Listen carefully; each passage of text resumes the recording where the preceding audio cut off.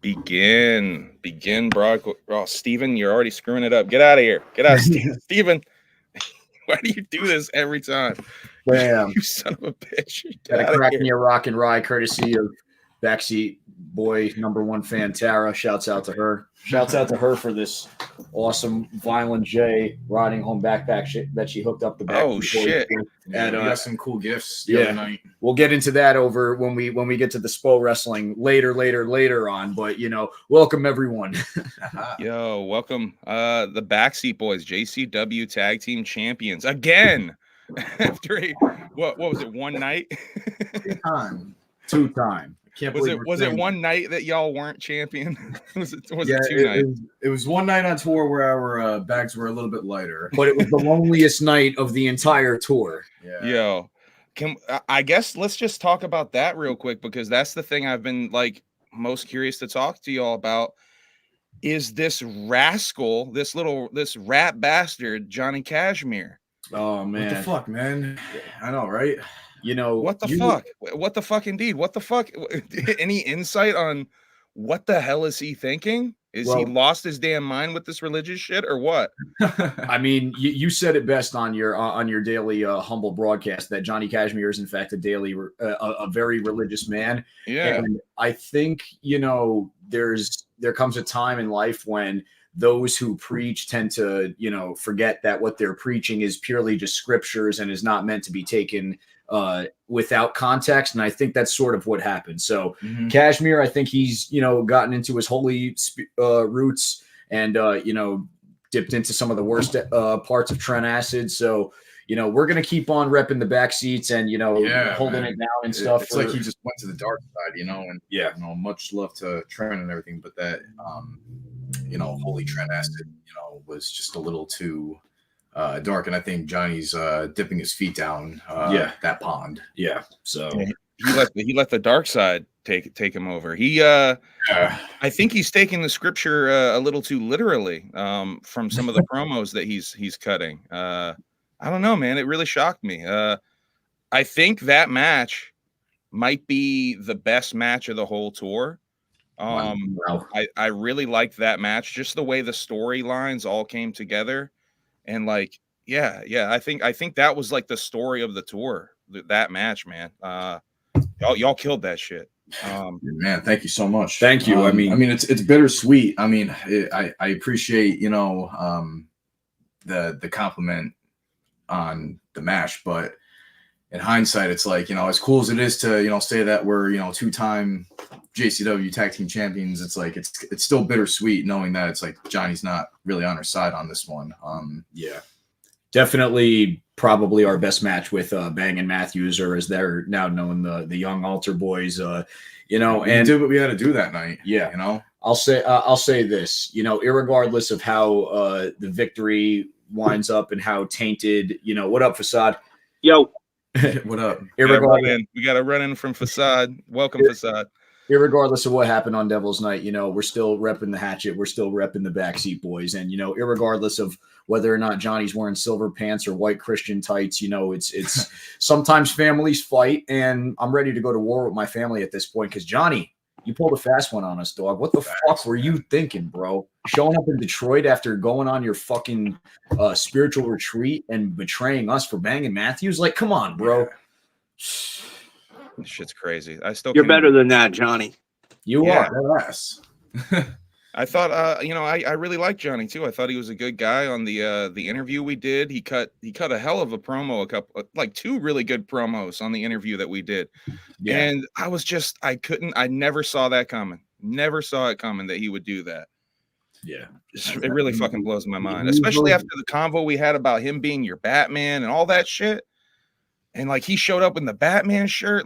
What a heel, man. What a piece of shit. It's so disappointing, man. And he used all those just negative words on us, at Devil's Night. It was so disrespectful from what he said to us about us, Yeah. Although I will say this, I've never laughed harder when getting my ass kicked when he said if anyone has shown their buttholes, because right then and there and we're just getting shit thrown at us. They're throwing beer cans at Johnny. There's one clip that he's taking the jacket off and he's got the sick tan and they just bam, and it just the beer actually stays on him for like a second because of how much it's insane. But it's like it's one of those moments that's going to live with me forever. So won the belts, betrayed by Kashmir, Devil's Night, everything went up in flames. But I guess later on as we go through it, you'll come to see that Hallowicked wound up being like the perfect way to end everything off. Yeah. From an outside perspective, I've known the Backseat Boyz, then Graysons, for a super long time.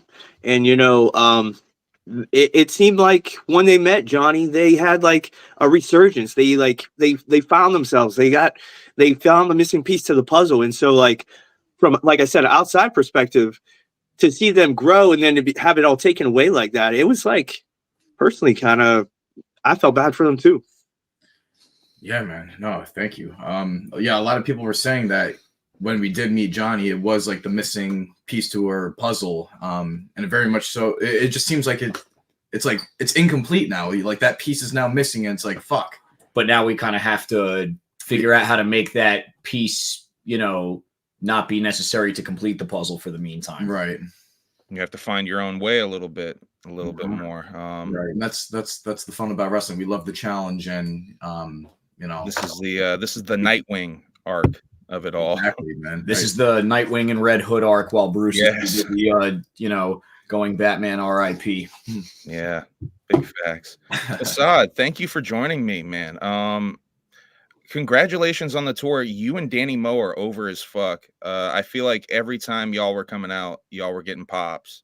Like even if it was just on the Battle Royale gimmicks, y'all were getting pops every time you motherfucking came out. So congratulations. I think it was a successful tour for you. I think you got over quite a bit with JCW crowds. Can you tell me a little bit about your experience on the tour?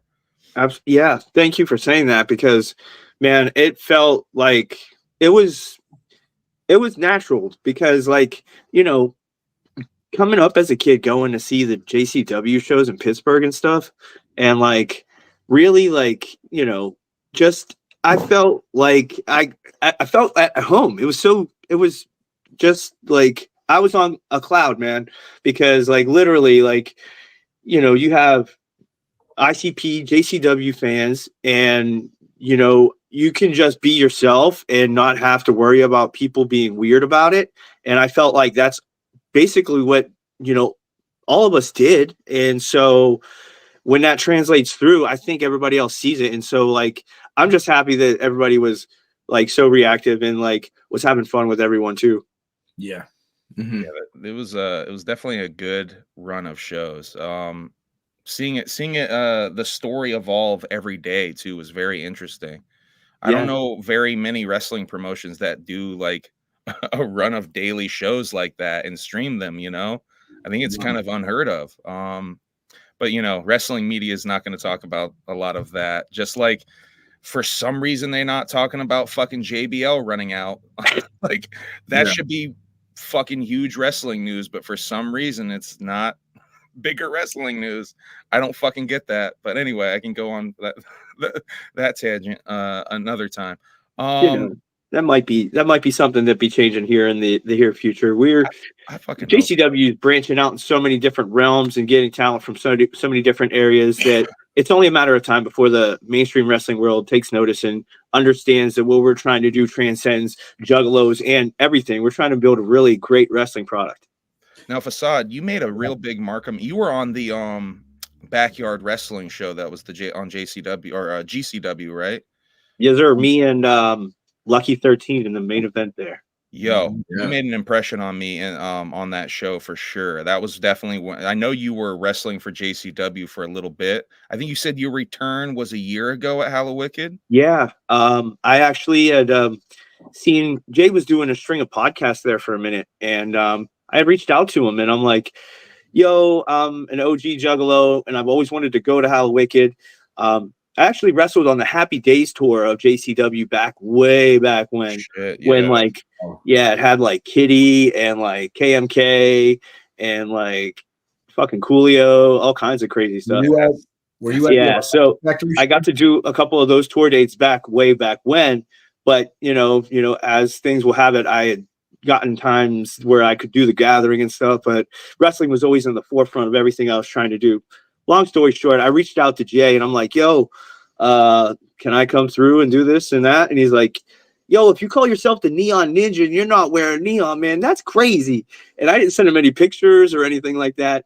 And so like there was this like big interaction, and basically I felt like the kid from Toy Story or Christmas Story, where he just like gets booted in the head, says you'll shoot your eye out. I was like so fucking bummed for a couple days. And so I had told a couple of my friends, and I'm like, okay, I can't go out like that. And so I had sent him pictures and some stuff, and I'm like, hey, this is what I really look like. I do wear neon and blah, blah, blah. And he's like, oh, you look like one of the freshest wrestlers on the planet, blah, blah, blah. And I'm like, he fucking got me hooked up with Hallowicked. I'm like, fuck yes. That's like some like mystical shit. Like, you try hard and it works. Like, I was like, wow. And so, yeah, like, and, I've been trying to run and gun ever since. We had those shows in Columbus. I was a part of the first Lunacy taping. And then, like we were saying, the 3-town B-town, and then, onward and upward. So were any of y'all, I haven't seen the whole clip. I know Colt Cabana was out in Hawaii. Did any of y'all end up going to the GCW Hawaii show where there was this invasion angle? We all had some prior commitments, and although it would have been nice to go to Hawaii, I had a Philadelphia date. They had a big thing that they were co-running a show with some guys in Philadelphia too. So we almost made it out. What wound up happening is that we've been traveling a lot with Jay lately, and he was just by like Facade will tell you by like the 6th show or whatever, he could barely walk. So he was just like, I don't know if I could do Hawaii, and I was like, say less. Let's go back to Philly and whatnot. You know, so it's good to have options. And just going back home and helping out runner. So Jay didn't even go to Hawaii. He just Jay didn't even out there. Yeah, Jay didn't even go to Hawaii and whatnot. A few of the guys, Colt Cabana, Caleb Conley, Matt Cross, and Too Tough Tony wound up going out and repping for JCW. Hell yeah! But the cool thing is, gang. Gang. The cool thing is that Jay actually watched both shows. He watched our Spo wrestling show, and he watched the GCW show at home and whatnot. So in actuality, if you ask me, I think an army works stronger when there's more soldiers spread out as opposed to one, battlefield. So the fact that we had soldiers, in AEW, in Facade and Danny Moe, in Philadelphia and Harris, in the Backseat Boyz, and that punk ass Johnny Cashmere and whoever else from JCW, and in Hawaii with the rest of our guys. It's like JCW is fucking, our army is multiplying. Yeah, the Hydra has many heads. Exactly, the tendrils are spreading out there. As you say, the Juggalodium runs deep. Yes, Juggalodium. Yeah, fact. I want to give a quick shout out to David, Relic, and Whoop in the chat right now. Yeah, Whoop, and SPO, and fucking BSB to all y'all. Hell yeah. Facts. Relic, you be good. You be good in the chat now. Oh, Relic is the homie. Fucking Relic comes to every Spocast. I know I'm going to see him tomorrow night, 7 p.m. Fucking Relic is the homie. Yeah, Relic be pulling up to all the fucking podcasts, all the Juggalo related podcasts. He's pulling up for them shits. So I want to ask a little bit more about this. I mean, the gathering was just announced officially yesterday. I know the plan is this 2-night JCW versus GCW show. What are y'all's personal goals with these super shows? What do y'all hope to accomplish with these battles that are going to be going down? My personal goal, first and foremost, is just, show up, show out. And, what we were saying earlier about JCW not getting its dues, I think all of that is slowly starting to change. I think the mainstream media is starting to, be forced to recognize JCW. My plan is by the gathering, people are going to have no choice but to fucking acknowledge JCW and acknowledge talents such as Facade, the Backseat Boyz, Caleb Conley, Willie Mac, Danny Moe, et cetera, recognize our in-house, talent and production that we have, and recognize the media such as Humble Among, such as, all the other journalists out there. Cause it's not just the people you see on X, doing all the wrestling, influencing, the shit runs deep and has run deep for 30 plus years. And it's time you put some respect on, on JCW. So that's really what my goals are. Yeah. Blood. Fago. No, for real. We're going head to head with one of the biggest wrestling promotions around right now. And again, we got to prove that, we're not backing down from anything. And we got one of the best rosters, in my opinion, that are going against, again, another dope-ass roster. It's about time we see, who's the best. And that being said, we've been around for over 25 years. We ain't going to go down without a fight. That's a fact. We've been around longer than JCW, than GCW, because they initially were called JCW, but Juggalo Championship Wrestling existed prior to Jersey Championship Wrestling. It's a pure fact. I always wanted them to do. See, we were calling for this angle on here for a long time. We've been saying they need to do. I mean, what me and Kosuke were saying they need to do is a JCW versus JCW angle, because they had the two promotions, and I'm like, man, the story just writes itself. Like, y'all both want the name, like. Yeah. I mean, so the fact that it's actually happening, like, even if it's like it's even more official, like it's JCW versus GCW. As a fan, I'm so fucking hyped for that, and I do think y'all are right that it's going to change. I mean, it just blows my mind it hasn't already with the Devil's Night show, but I think as they continue to do more shows, it's going to turn more and more heads. Because, I mean, Piss Kane went kind of viral. With, with all the Kane stuff going on right now. And I know Jay was talking about doing that gimmick on some of the podcasts. I want to ask y'all a question. Yeah. Do you think Jay talking about that gimmick, the whole storyline, because he laid out the storyline on a podcast. I forget which one, but I know he laid it out on a podcast. Do you think that caused the escalation of some of the Kane stuff that's going on in indie wrestling right now? It definitely didn't hurt. Yeah. It definitely, I don't know. It's hard to trace back exactly where it started because, Blue Kane was a thing for a hot minute, and then Blue Kane sort of died down. But then, what up, Taffy? We got another run in. What up, Taffy? What's up? Yeah. But, Blue Kane, that gimmick's been around for, quite some time. I don't know if it was just, I guess, the timing, if it was a coincidence when all these other Kanes just started popping up, but because I saw the cocaine gimmick like that morning. There was a meme floating around. I'm like, motherfucker, like, and I'm pretty sure I know who's behind it. I'm pretty sure I'm pretty sure I know who's behind it. So but I'll say this: the talent behind Piss Kane or Yellow Kane or Pink Kane or Cocaine from JCW is a hell of a talent. He put a lot into making it work. And, I don't want to peel back the curtain too much, but you're going to see a lot more of Cocaine in JCW. Hell yeah. Well, he's over as fuck now as Cocaine. I think you can safely say he got over as fuck when he did the cocaine stuff. That was scary. Fix it. Soul Taker too, man. Soul Taker scared the shit out of me. Oh, that's right. You were in that shit. What was that? What was that like to see Cocaine Hulk out or Coke out?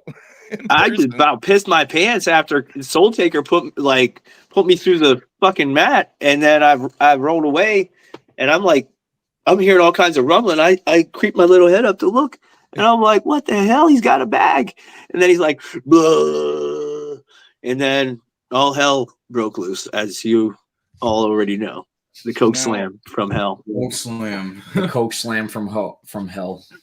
Yeah, but that gimmick all started from just us riding in the tour bus in the 3-Town Beatdown, and we were just all joking around. And then again by Train of Terror, that's when these Kane characters started coming up. We actually put Jay onto the I don't know if it was the first time he heard it, but we put him onto the Eric Clapton Cocaine song, and we were all just riding in the Sprinter van to it and just laughing our asses off. And so when you got a lot of time on the road, you got to come up with some ideas. Yeah, long-term storytelling. I mean, you got T-Mobile Kane, and then you get the cease and desist, and then you got the you know. Yeah. So let's talk about being on the road. Do you guys want to go through? How do you want to do this? Go through. I know Taffy was at the first night. So let's do night by night. Yeah, let's do a night by night thing. So let's start in Oklahoma. Taffy, can you hear us? Yeah, I can hear you. Can you hear me? Yeah, you're a little bit quiet. Okay, let me. I think the first night was in It was in Nashville. Nashville. First night was in Nashville. Nashville, that's right. I think, Nashville, the Tennessee. Brooklyn- They're in what's it called, Oklahoma, the so I Brooklyn just Bowl? Yeah, Brooklyn Bowl. Yeah. Yeah. Brooklyn Bowl. I have a good memory. Shit. So many towns, venues, names, all that. That was a cool venue. Yeah, that was. The bowling alley up in there. Yeah, Yeah, we got to go bowl. yeah. Let me tell you something. That was just the whole tour was so awesome and magical, but what a way to just start that. And I felt like just the atmosphere and the environment and the fans were just like so welcoming. Yeah. They were excited to see everyone and everybody and everything.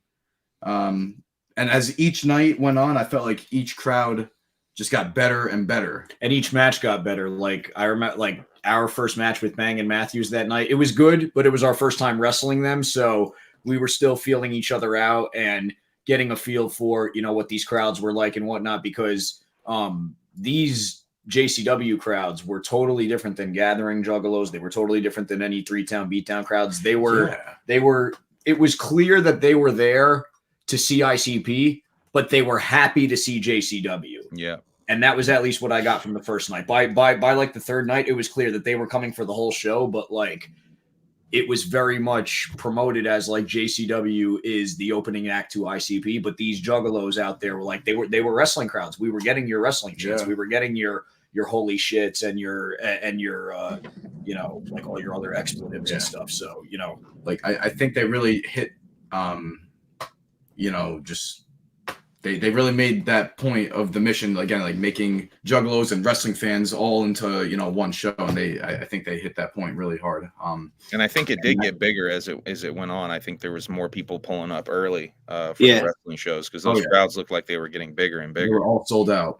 I relate to that nerves that Tommy was talking about because, like he said, you don't know. I remember last year's Hallowicked, like the other shows were like wrestling fans and they were like cool, but like Hallowicked last year, they were tough. They just like they somewhat cared about wrestling, but you don't know if they're gonna be super receptive or not. But also getting that first like that jitters out of the way, like you know what I mean. Same thing with my match. Like my first match was like every match got better since. yeah. It felt like the vibe I got. Honestly, it felt like we were like a part of like a team, like a sports team, and it's like we're just going from like town to town. And it's like constantly like everyone's just hitting bombers, home runs, and even if you like don't, it's like you're still on base, you're still scoring. Nobody struck out, especially on the first night, because the first night everyone's still getting used to each other, everyone's still getting used to the travel. People are flying in, people are dealing with just being in a new locker room, but like just the show must go on. So Tennessee was cool, real good show. I got so for Fago Armageddon. I don't know if you saw any of the videos I sent Humble, but I got up on Baba Thunder's shoulders, X-Pac on Kevin Nash, and was throwing shit off the stage. And I did Fago Armageddon I think like once, and after that I was like, nah. I did it as many times. I did it like 5 times. I'm not going to front, but the first night that was probably the one of my favorites, just because between me, Jeeves, Baba Thunder, and you had Painful Paul, who just the 7 foot tall. He's just walking around with 2 Fago bottles, like just playing with them like they're fucking like guns or whatever, and he's just like launching them. Yeah. Like JP was saying with the team kind of atmosphere, it really helped that we had a couple of guys like Baba Thunder and Painful Paul that have like actual team sports backgrounds to kind of like they were a bit of a quarterback to all of us at times. You know what I mean? A lot of people don't know that Baba Thunder was in the NFL, and some other people don't know that Painful Paul was actually in the Harlem Globetrotters. So, the announcer was talking about that. He was what is it? The opposite team or whatever. Yeah, he was the Generals. He was He was like the lead. He was the lead villain on the opposing team of the Harlem Globetrotters, the Generals. Yeah, right. Much clown. So they had some really good, putting that out there for like the team vibe also. No, yeah, that's a good point. Yeah. I didn't even think about They that. really, no, they were the quarterback, the backbone. They made sure all the boys were. Which were doing well the Harlem Globetrotters thing, that's definitely a level of psychology and like working the crowd too. So like even before he was in pro wrestling, he had some sort of crowd psychology experience, especially playing like a heel. Yeah. Like, that's the whole Mhm. thing that they're doing as the generals and shit. I had some crazy questions about that actually, because you know how wrestling structures a certain way. They have structuring the psychology of those games a certain way too, you know. Yeah, Very, very interesting of the inner workings of how that stuff works. Right. Yeah, no, strange suspicion. You're right. Baba was a Minnesota Viking. Yeah. No, Baba was by far like the MVP in many ways of the early half of the tour. He showed up ready to work. Mhm. You know, just to pull back the curtain, we first met Baba a couple weeks ago doing a show up in Toronto. We did a charity event for these guys, the Megan brothers. They work very closely to make sure that, you know, proper donations and attention is going over to, you know, support everyone in Israel. So they were running a charity event for that. And Baba Thunder was there. And he was basically discussing how, you know, post WWE, he's found it very hard to network and, you know, relate to a lot of wrestling because he did come in from, you know, from the football. He came in as a crossover athlete. Yeah. By the end of the night, he was a juggalo, literally. And, and he was just asking us about like what we do and telling about JCW and how, you know, we're affiliated with ICP and everything like that. And again, by the end of the night, he was a juggalo. And then I think by the end of the trip, he was launching Fago. He was waiting. He's like, "Oh my god, this is cool, crazy."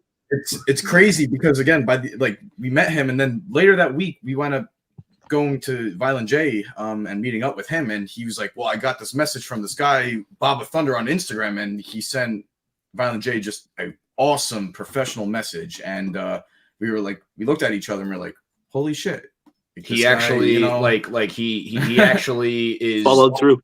He's following through, but there is wealth and knowledge to be spread on all ends. Somebody who comes in from WWE still has a lot to give, but also has a lot to learn in the wrestling business. And for everyone saying, you know, they love Baba Thunder loves you because Baba Thunder wants to. Baba Thunder loves what he's doing. He's, you know, I can see it. He really does. JCW is going to play a huge role in helping Baba Thunder find himself and Baba Thunder is going to play a huge role in JCW moving forward. Yeah. And also that same night, we also met Luigi Primo, which is we'll get to him later on. So he was on the whole tour. Baba Thunder was on the whole tour. Luigi was only on up until the second half, but he was at that show that we did in Toronto. Interesting. And we did meet him. So. Interesting. I see. We're talking about the show you met. We're seeing where everything comes, you know, all together. Right. But so yeah, that's so we spoke about Nashville. Next was Alabama. Yeah, Alabama was dope. Birmingham. We hit a Buc-ee's on the way. I've never been to a Buc-ee's, and all I could say is I was overstimulated as fuck. I'm gonna I went to the bathroom. I put the bathroom over for its Disney World quality features. Okay, it's Buc-ee's. Your bathrooms are the shit. No pun intended. But too much for Tommy Grayson. I'm a Wawa. Yeah, Facade was with me. For my experience, I'm like, we gotta go. Yeah. What? I've never been to a Buc-ee's. What's the deal with the bathroom? It's like Walmart with 50 gas pumps, all this like specialized merch, all these dried meats, all these fantastic sweets, different nuts you will ever encounter. Yeah, like full on stall with like sanitizing wipes and stuff. Like. Oh, they got the closed in. See, I love that. I think somebody said there was 2 attendants in there whenever we went in. What? For a fucking gas station? I think that was a rib, but I believe it if it was because they were very clean and very nice.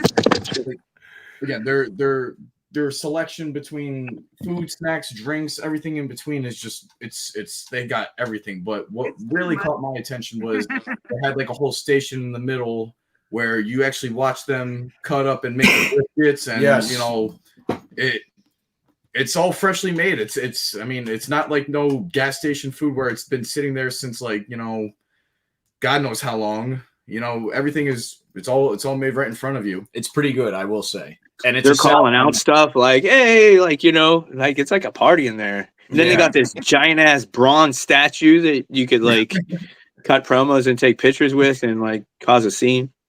And if you play your Pokemans, it's probably a Pokemon Go stop. It is it's a gym. There you go. So, I mean, again, that was part of the experience of going to Alabama. A lot of people's first time hitting a Buc-ee's, including ourselves. Yeah, so we're New Yorkers, so Yes. so we're used to our Walmarts and our Sevens up here. But Speaking of New Yorkers and then going to Alabama, you can then very much start telling that accent difference. You know what I'm saying? The Southern accent comes through hard. I know I got some Pittsburgh weird speak. Y'all got your own little, you know, polite accent, but then you start getting to the South, you start really hearing that twang. oh yeah, Real country down there. let's get into the show though. I mean, again, like I felt like after each night went on, it was like everything just got better and better. Again, no hate towards Nashville. Yeah, You know, we love Nashville, but it just felt like every night it was getting better and better, like And this bigger critical- and bigger too. bigger. Because like the next room was like even wider area. Like the other one was 2 floors. This one was 2 floors, but such a much grander like ballroom type area too. Yeah. Now that I think about it, yeah.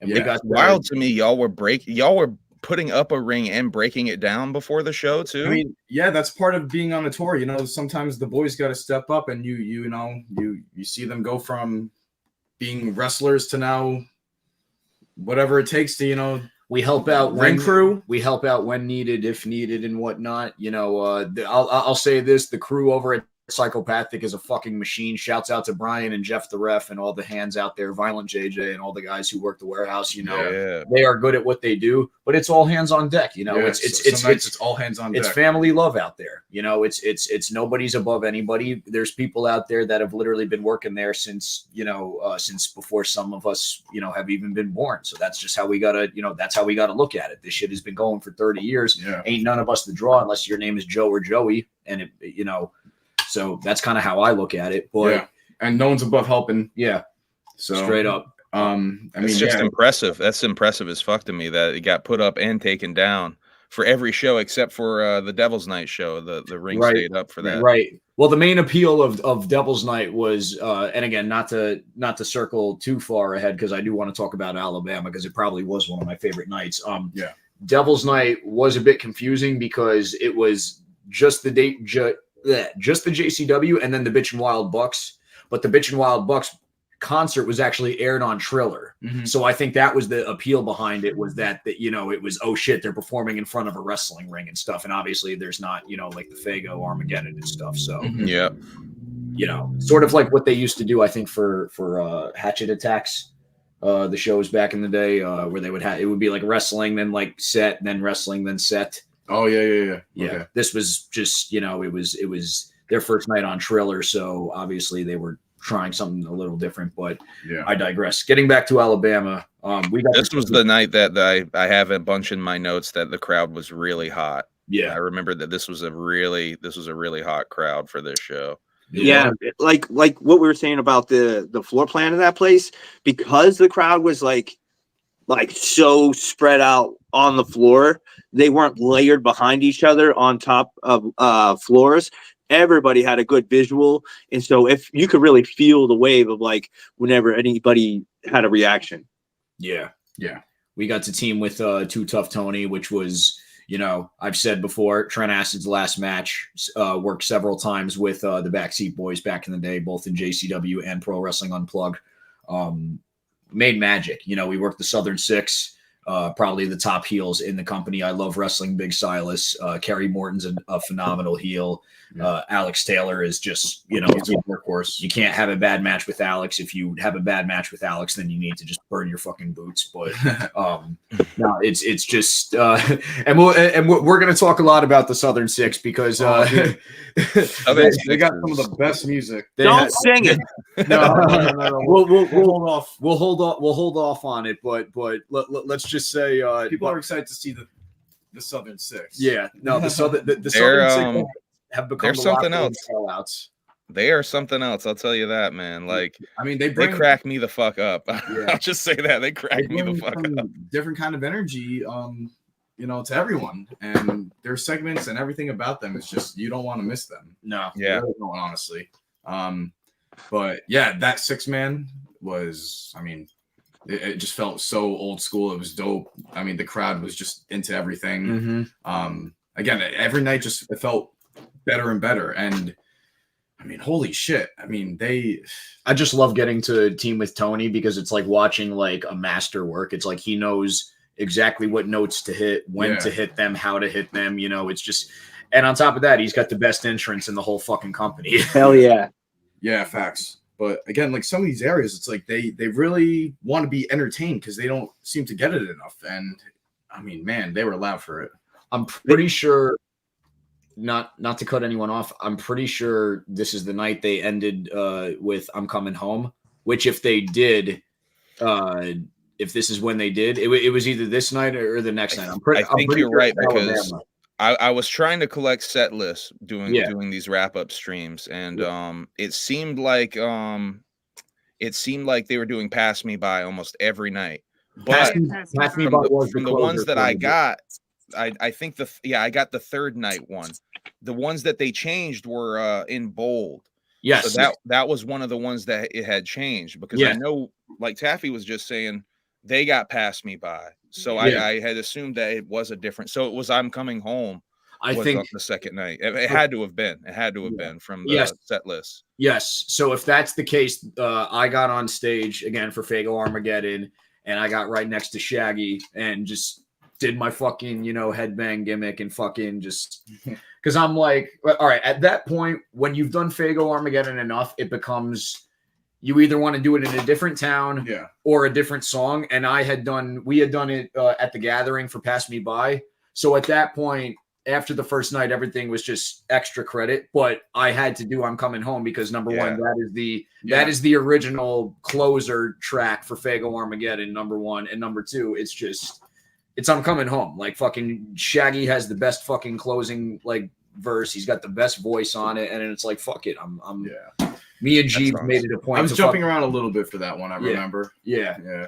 Jeeves and I made it a pact. The recurring duo behind the scenes is the Backseats and Richie and Jeeves. A majority of the time, we're either in the van together or we're in the hotels together. It's us and Richie and Jeeves, typically speaking. So shouts out to them. I love them. Shouts out to Richie Boy. But shouts out to Richie Boy and Jeeves. Y'all were saying how people were looking to be entertained and stuff. We were walking around moseying with some people outside in the crowd, and some people had said they had not seen in this area ICP show in 20 years because they just don't come through often like that. They don't. So, and there isn't really like a lot of wrestling either. There's a company down there, New South is like the primary, one that sees wrestling. So there were a couple of wrestling fans that had said they were coming to see wrestling too, which was the first time, I think the only time actually that I heard that on the entire tour. So that was kind of cool too. So, I think that also contributed to them being so like that particular lady that said they hadn't seen a show in 20 years also had kids. So, seeing this thing that has like a tiered effect now introducing like the baby juggalos and the kid juggalos. And like juggalos. Yeah, and to see their first show in 20 years, which in itself is like hot damn, like man, I'm super excited. But let alone to expose your kids to such a thing too is super fresh. Yeah, that's awesome. I love to hear the generational juggalos thing. Like that's dope as fuck to me. It was crazy to see. We got little kids going on stage for like the Fago Armageddon. I saw. I'm making sure the kid is going front row and not. I'm like, you stay up front, kid, because so keep it a buck.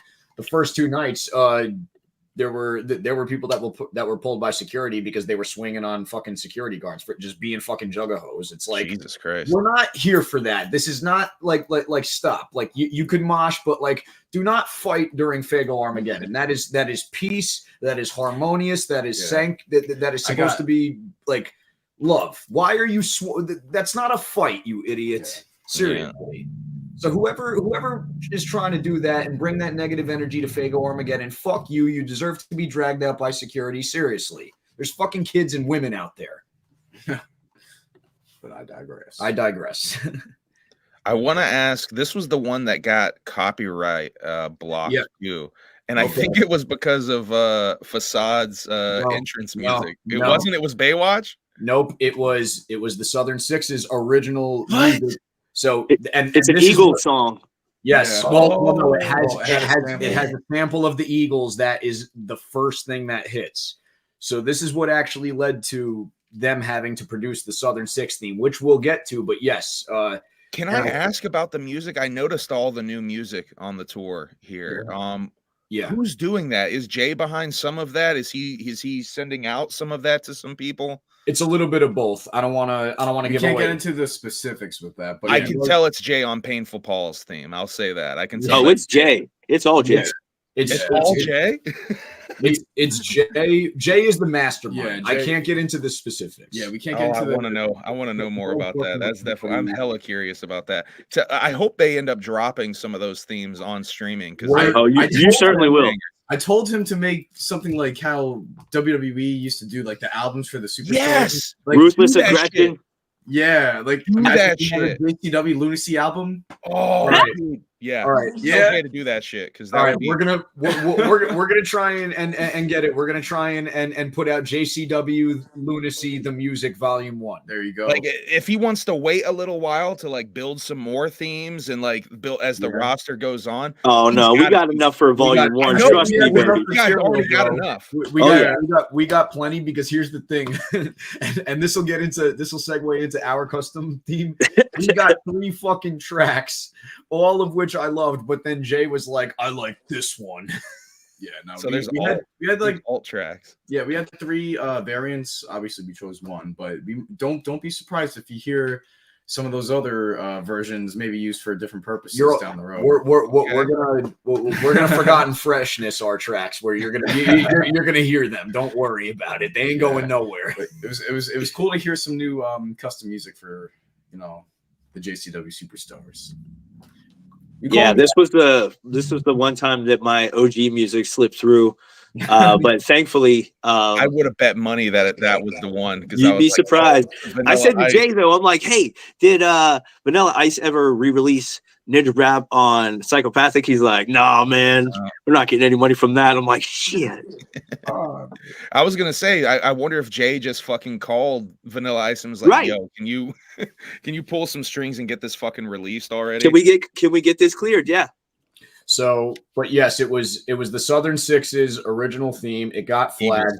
I texted Humble the Facebook link, and I actually I really appreciate that. Saved my ass that day because I was like, fuck, I didn't even see anything last night. Fuck, I'm screwed. But it caused us to step up because after that night, Dombrowski and Zach Amico started plugging the Facebook feeds as well. So I think actually, in a weird sense, like because it was only down for like a couple hours and then it was back up. So in a weird way, it probably helped our viewership because I know, for example, like a lot of my family, like my blood relatives were actually watching through Facebook and then other people were watching through YouTube. So it was good that, believe it or not, because certain people like to watch it on certain things. Yeah.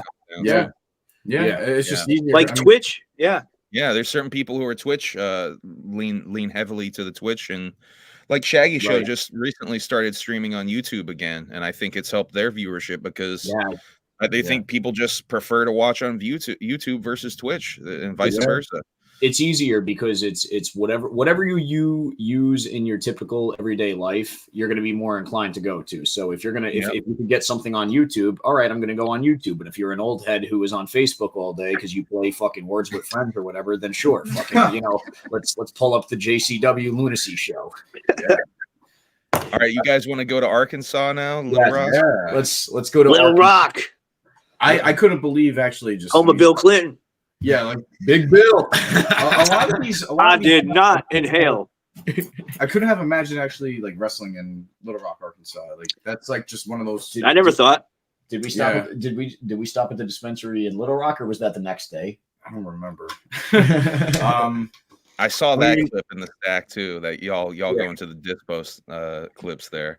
If you could pull that up, that shit was fresh. I'm trying to think. Little Rock was, I mean, again, you go to these towns and you would think you would have a little bit more time to, do things, but it was very much like you just show up, do the wrestles, watch the concert, and if you have a little bit time afterwards to maybe get some food afterwards, that's just about it. But we were barely sleeping enough, so like, we were hardly. Yeah. Hardly. I think from this show on, so we were actually driving with a bunch of the guys to these shows, and then I think from Little Rock onward, we actually hopped on the RV, and then everyone else was doing the travels and stuff. So a lot I'm trying to remember if this was when we ran another match back with. I think this was us and Bangin' Matthews. Yeah, majority of the time it was us against Bangin' Matthews. Yeah, Bangin' Matthews. I have It again. In my wasn't, notes. it would be six. Like, it was 6 man trios with Southern matches. 6. Yeah. But again, just in our series with Bangin' Matthews, these matches just kept getting better and better. It really, yeah. This is in my notes. I have this is when I think you guys were starting to really figure it out with them. Yeah, yeah.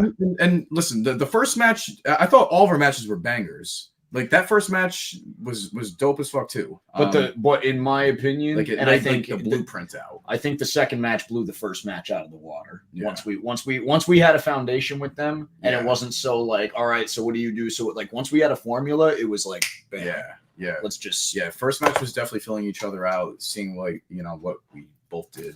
But by the second match in Little Rock, it was like, I mean, forget about it. I mean, again, I thought all these shows from top to bottom all around were everyone killed it. Everyone worked really, really hard.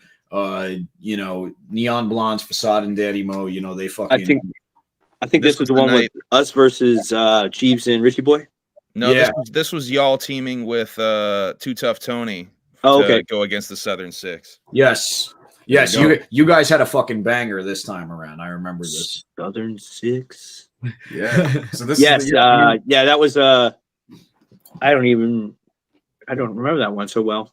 To be fair, I was trying to think what the venue looked like. Was that the thing where I did the jump thing? No, that was Alabama. That was Birmingham. I'm trying to visualize this venue too in my head right now. I remember the match, but I just like a lot of venues, I don't remember. Was this the one with the big stage in it? And we did a battle royal or something like that. And I remember, Oh yeah, I remember Baba Tunde throwing me out onto. I was trying to crowd surf, and he threw me out onto the guardrail. I'm like, I can do it, and I just bounced off the guardrail. I'm like, oh, my hip, a bruise that I only started feeling yesterday. I noticed once I'm not active anymore, I'm like, damn, these bruises are popping up now. Whatever, when we kept working, we just would keep working through it, and I was just feeling fine. But now that we stopped doing something for a day, it's like, damn, I'm all balled up. So this venue, I remember now, it was in a theater, and basically the stage was, I want to say the stage is like hard cam or something like that. So majority of the shots were filmed from that section. And I want to say the stage had what would you say? Like there's about 100 people on there, but then the rest of the crowd was in the theater.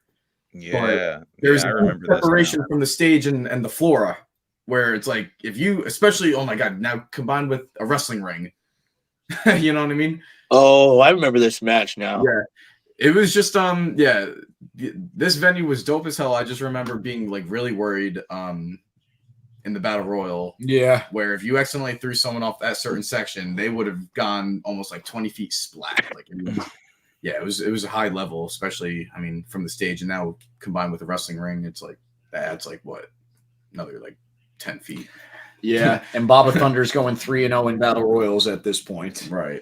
James Storm appeared and spit the poison beer mist into Homeboy's face. Yes. Right.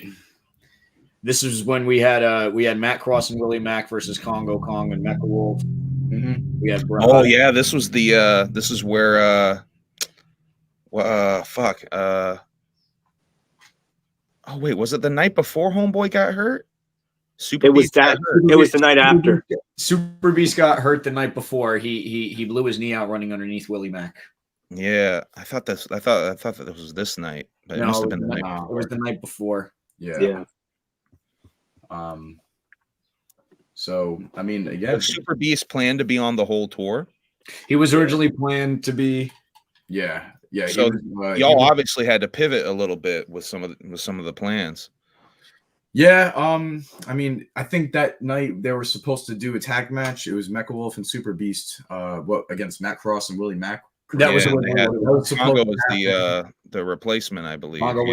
Listen, the show must go on. The show must go on. That's pretty much literally what had to happen. Sorry for what happened to Super Beast.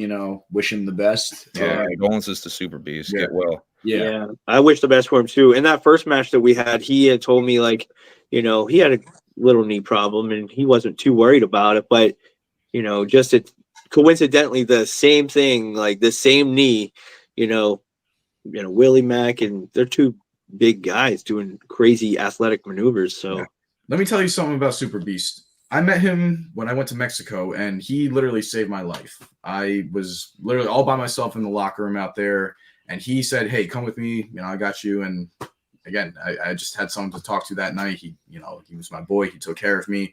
Huge shout out to Super Beast. Speedy recovery. Much love, bro. For real. Get better. Just to anyone out there trying to power through an injury or trying to wrestling will always be there. Just put your health first. But okay, the show will always. He's go one on. of those bros. Like when you go on these types of trips out there, like Mexico, Japan. It's like when you meet somebody who takes you in like that. It's like that's your homie for life from there on. So for real, shout out to Super Beast. I hope you feel absolutely. Better. Yeah, man. Word. But that was Little Rock. I mean, again, another awesome show, another awesome venue. And then we made some more Fago Armageddon. Some more Fago Armageddon. That was 3 in a row for me, and I was nervous because the next day, me and Danny Moe are departing. We leave and take a 6 a.m. flight to ECW Arena for Battleground, and the boys continue on to Columbia, Missouri.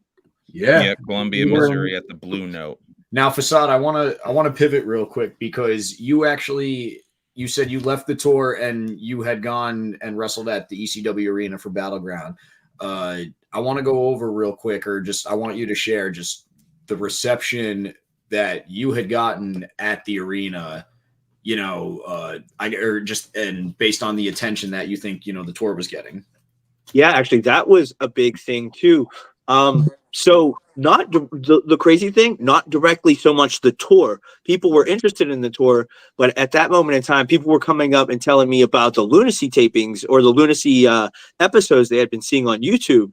And I'm like, that's great. We're doing big things now. We have the tour going on right now. You can watch it tonight or later or every other day. And they didn't know that, the majority. So that was good to, inform people. But the reception of people seeing JCW back and seeing it, in a different way, I think it really puts it in a positive light. Like it does have a chance to stand out, you know what I mean? And it doesn't have whatever kind of stigma that it used to have, if there was one.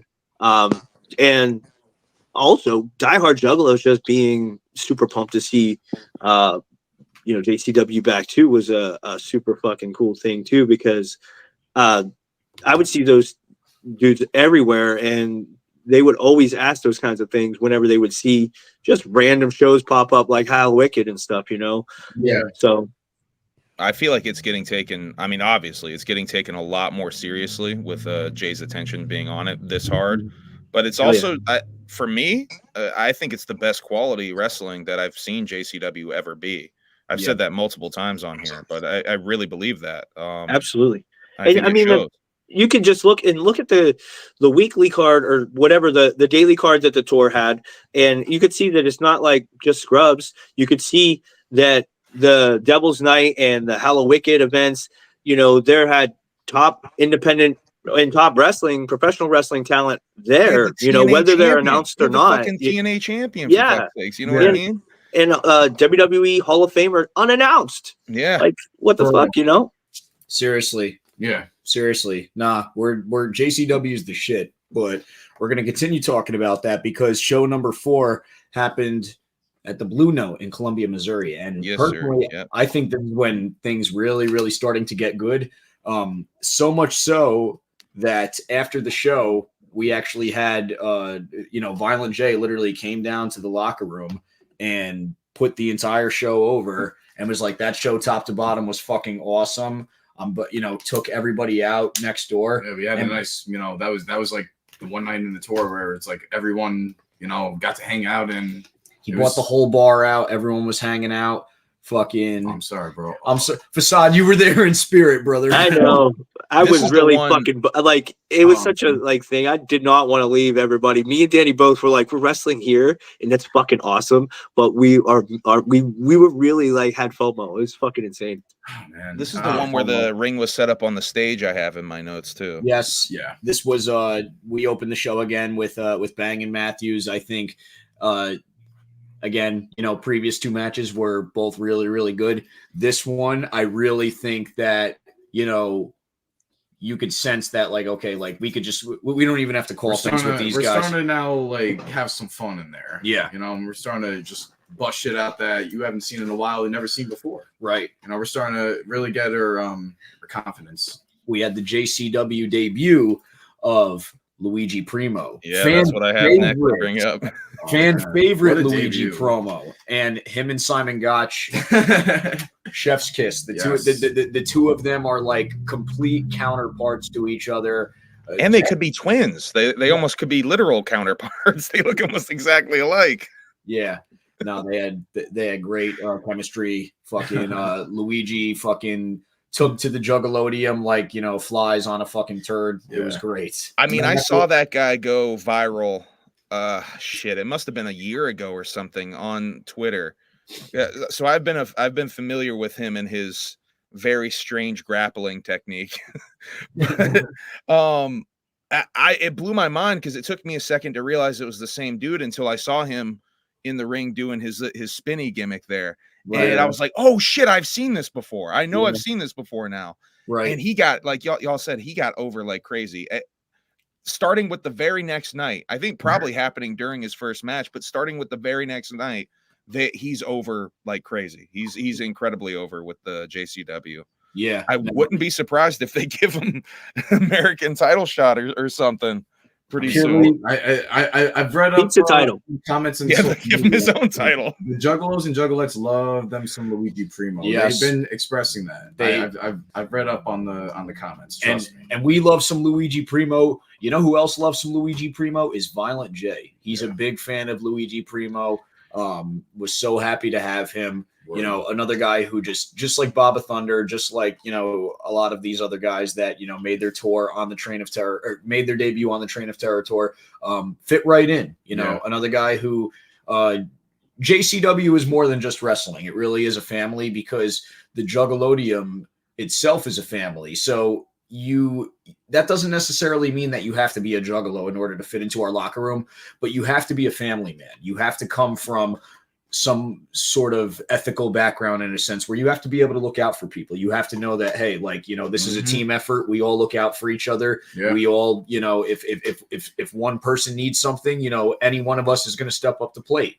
And Luigi Primo stepped up to plate in and out of the ring. So I want to give him his flowers real quick. And Of good moral fiber. Him and I, we played Can I Street ask Fighter. you guys, have you tried his pizza though? I've had some of that pizza even before the tour. Listen, there was speculation and rumor that there might be like a JCW pizza party one day with house-made pizzas from Luigi. Jay asked him, he's like, "Can you really make pizzas?" He's like, "Yeah, you give me a gas grill and a griddle, I can make pizzas." And we're like, "Cool, pizza party." Yo, that would be fucking lit. That's gonna have to be like its own like show. That'll have to. That's what we said. Yeah, we're like, yeah, you gotta fucking make a cooking show. Yeah, like make it a themed show, like the Luigi's Pizza Party theme show, JCW show, and that be the gimmick. We're taking all suggestions. Okay, so far we got the Lunacy Volume 1 the tape. Yeah. We got Luigi Primo's Pizza Party blowout bash blast. Yes. I think they are working on an app. Yes. Yes. This is some good content that we can Ooh. make for the Juggalos. There's been talks. I don't know if it's an app or a channel or something. You know, it might be. I don't know, because right now that might be the main thing was to supplement Triller, but now that we're on Triller, we're not sure. The main thing is getting JCW on as many eyes as possible. I think we can keep pumping the YouTube. Yeah, keep pumping the YouTube. I mean, everyone and that funnels it in. Everyone's really stepping it up with the social media. I think that there's been discussion of an app, but that would have to come from a complete that's on some whole other shit. So I can't even. I think if y'all did the sort of like the NWA Power model and do free YouTube shows that drive to a paid Triller show, I think that would be tremendous. That's essentially the idea. That's kind of pizza podcast with Primo. Yo, right. He has a roster member that makes a pizza with him, and it's just like a little 20-minute, 10-minute seg. They talk, they make it, and then he throws it in, and then he reveals that was the dough he was wrestling with the night before, and you could do talking music with the backseats or something. I got to hear a lot of you guys' music, do a podcast because there was a new version at some point, so we can delve into that a little. Well, podcast where every week it's like a wrestler themed show, like how WWF used to do the. That's fresh as fuck too. Yeah, I mean, literally, you said it, Humble. So I'm going to say it right now. JCW is in talks of launching a podcast. We don't know what, we don't know when, but we've already discussed it. JCW will be launching some form of a podcast. Hey, in all kinds of not exclusives over here. Shit. On the rise. That's fucking crazy. Man. So continuing along with Columbia, Missouri, Luigi Primo defeats Simon Gotch. Mickey Knuckles defeats Tarzan in a bloody, bloody match. Shouts out to DD and Dexter, aka my favorite cartoon of all time. Baba Thunder defeats Yellow Kane, and this is actually going to be this is the first night of what is dubbed Piss Kane. Shouts out to Piss Balls the first night of Piss Kane, I believe. Yep. Piss Kane. You're gonna see a CAW of that soon. Piss Kane. Yeah. That dog was more neon than me.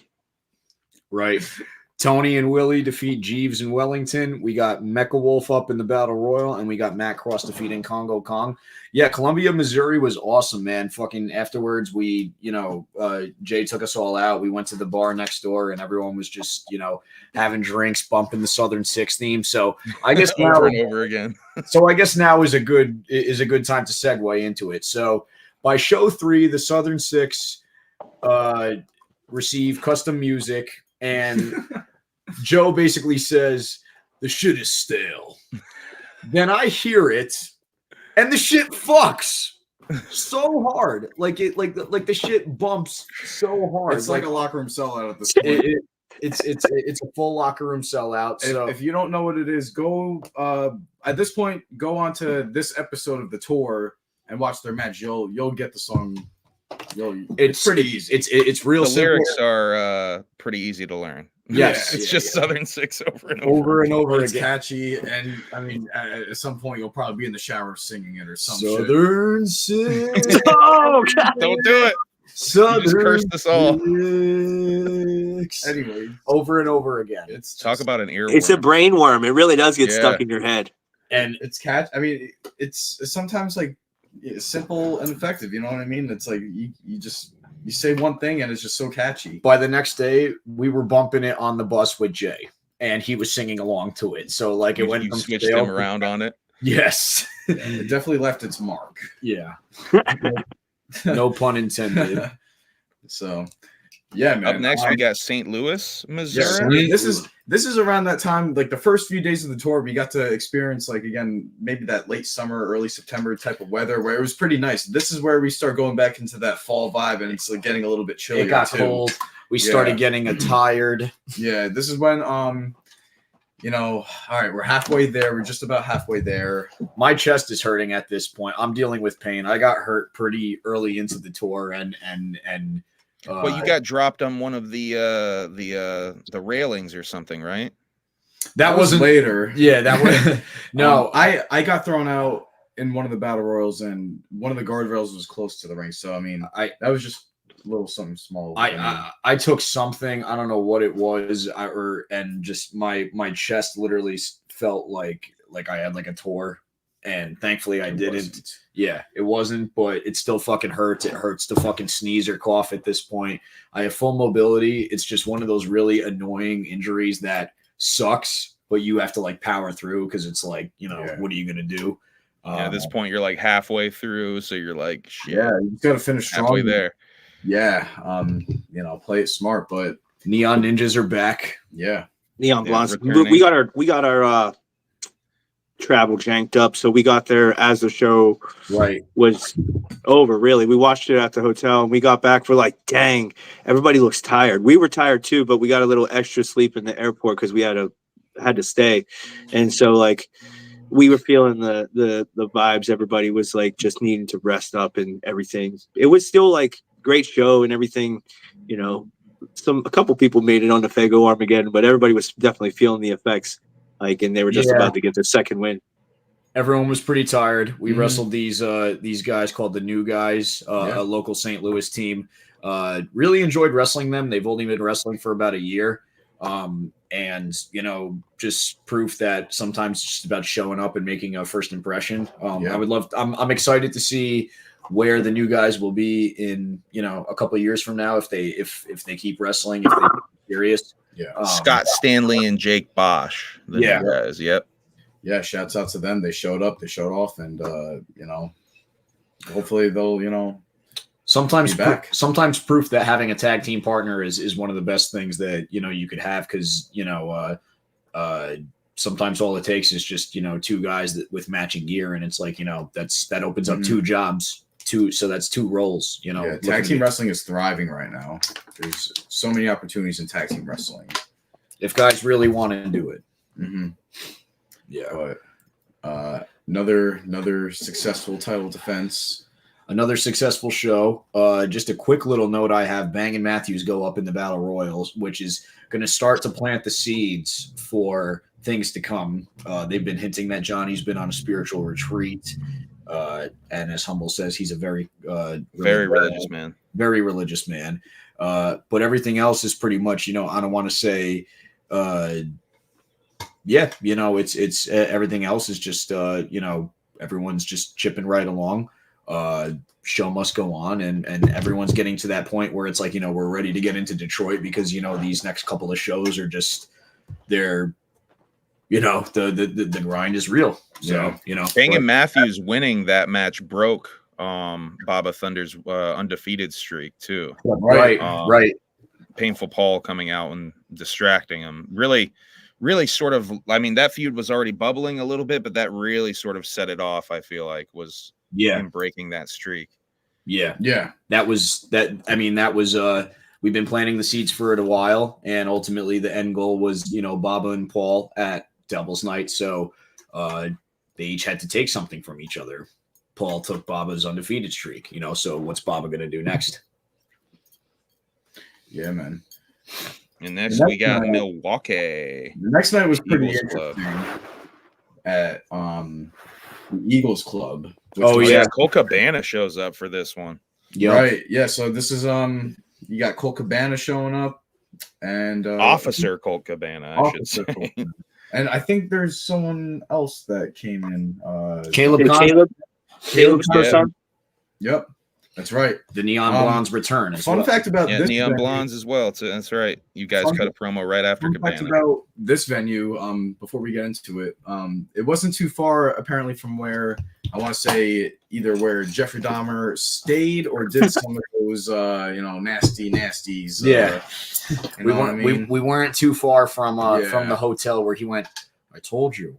We're just gonna watch JCW. And now I saw someone did go to that hotel and like took a selfie or something. Was it Willie Mack? Maybe it might have been. I think it was a fan, but Jay was. I thought they destroyed that building. I remember in my serial killer lore that they destroyed that building. It might have been So the maybe- location. It might have been another place he must have stayed at for a little while or something, I because think so. I think the actual hell apartment where he had all the barrels and all that shit, and he was, trying to make sex zombies. I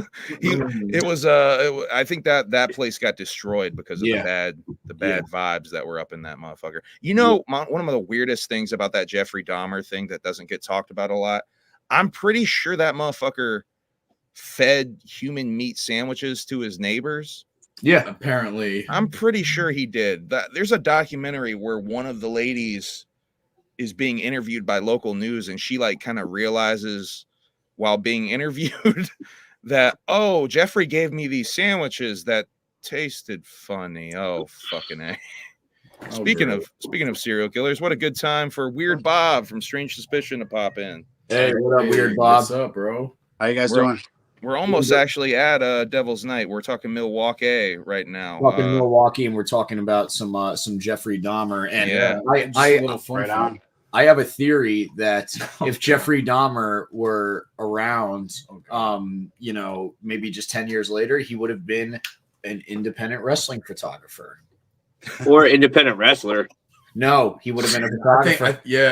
He would have been a photographer because he was obsessed with taking pictures. Yeah. Oh. I think he would have showed up in the shows and he would have.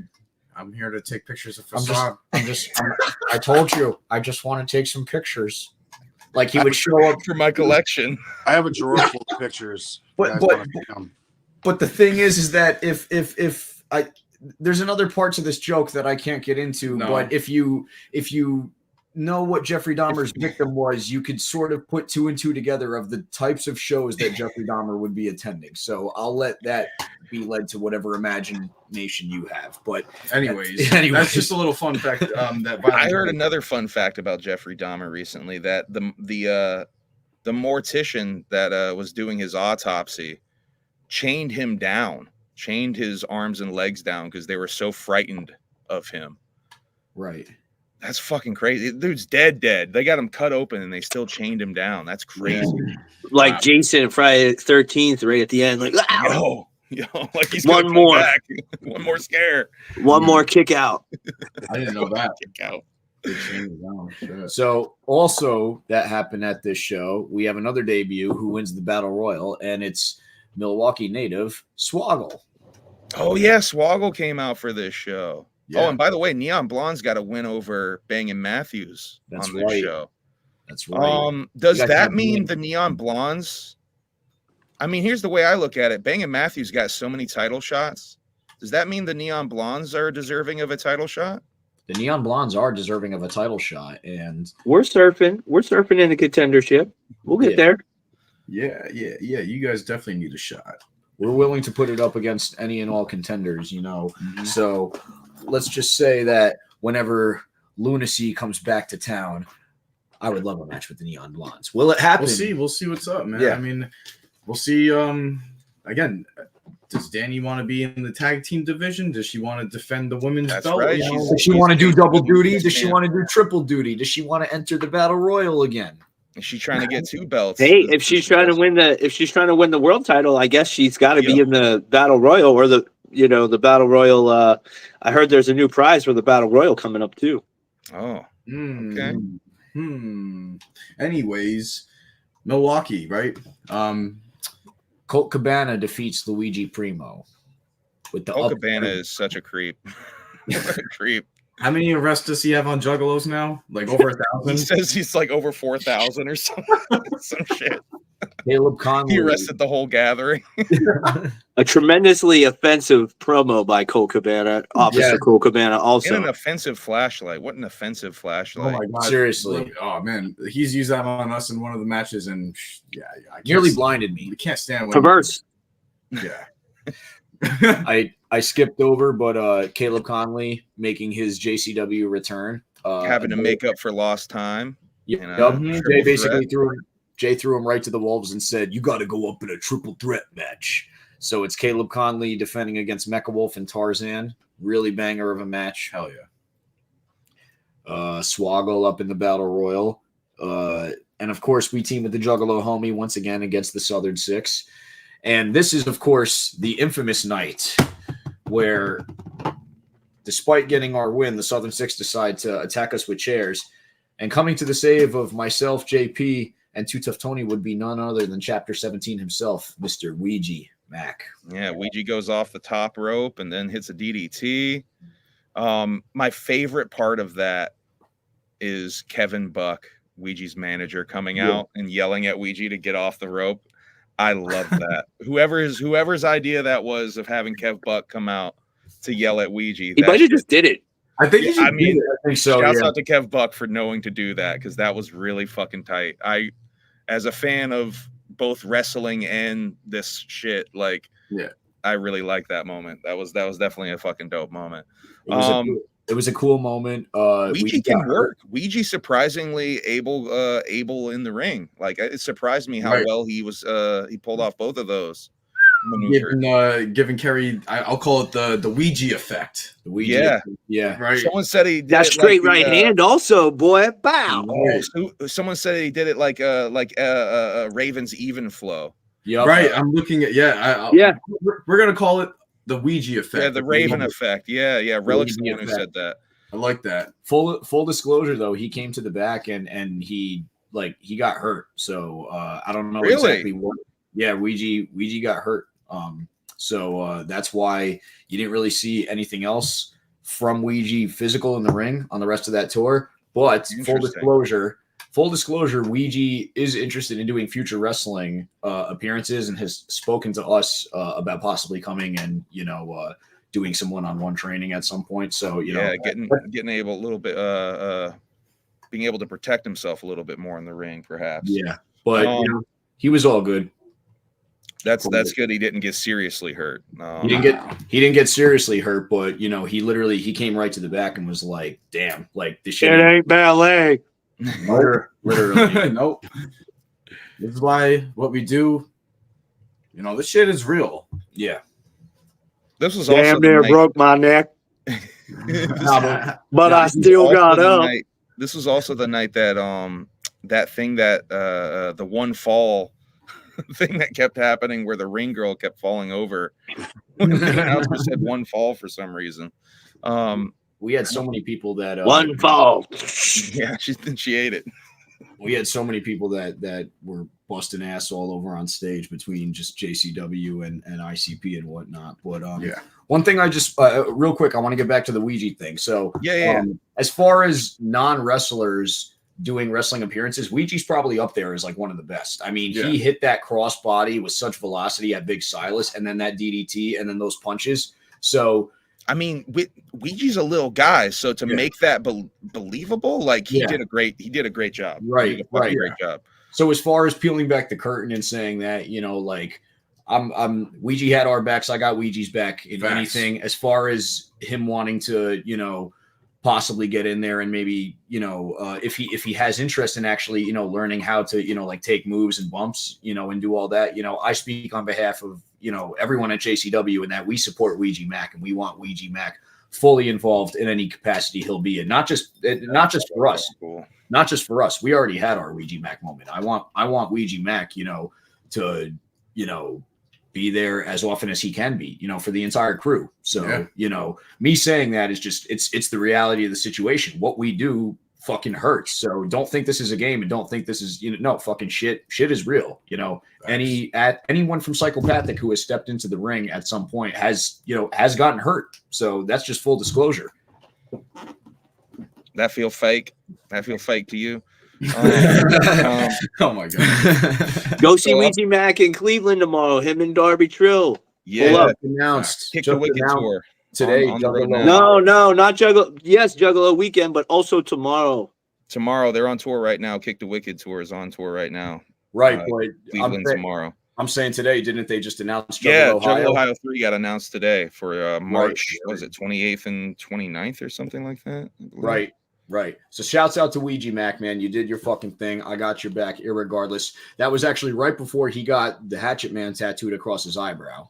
Yeah. Oh shit. Yeah, I didn't realize. Oh yeah, I didn't realize he did that on tour. Honestly, he had to right after. I think had to have.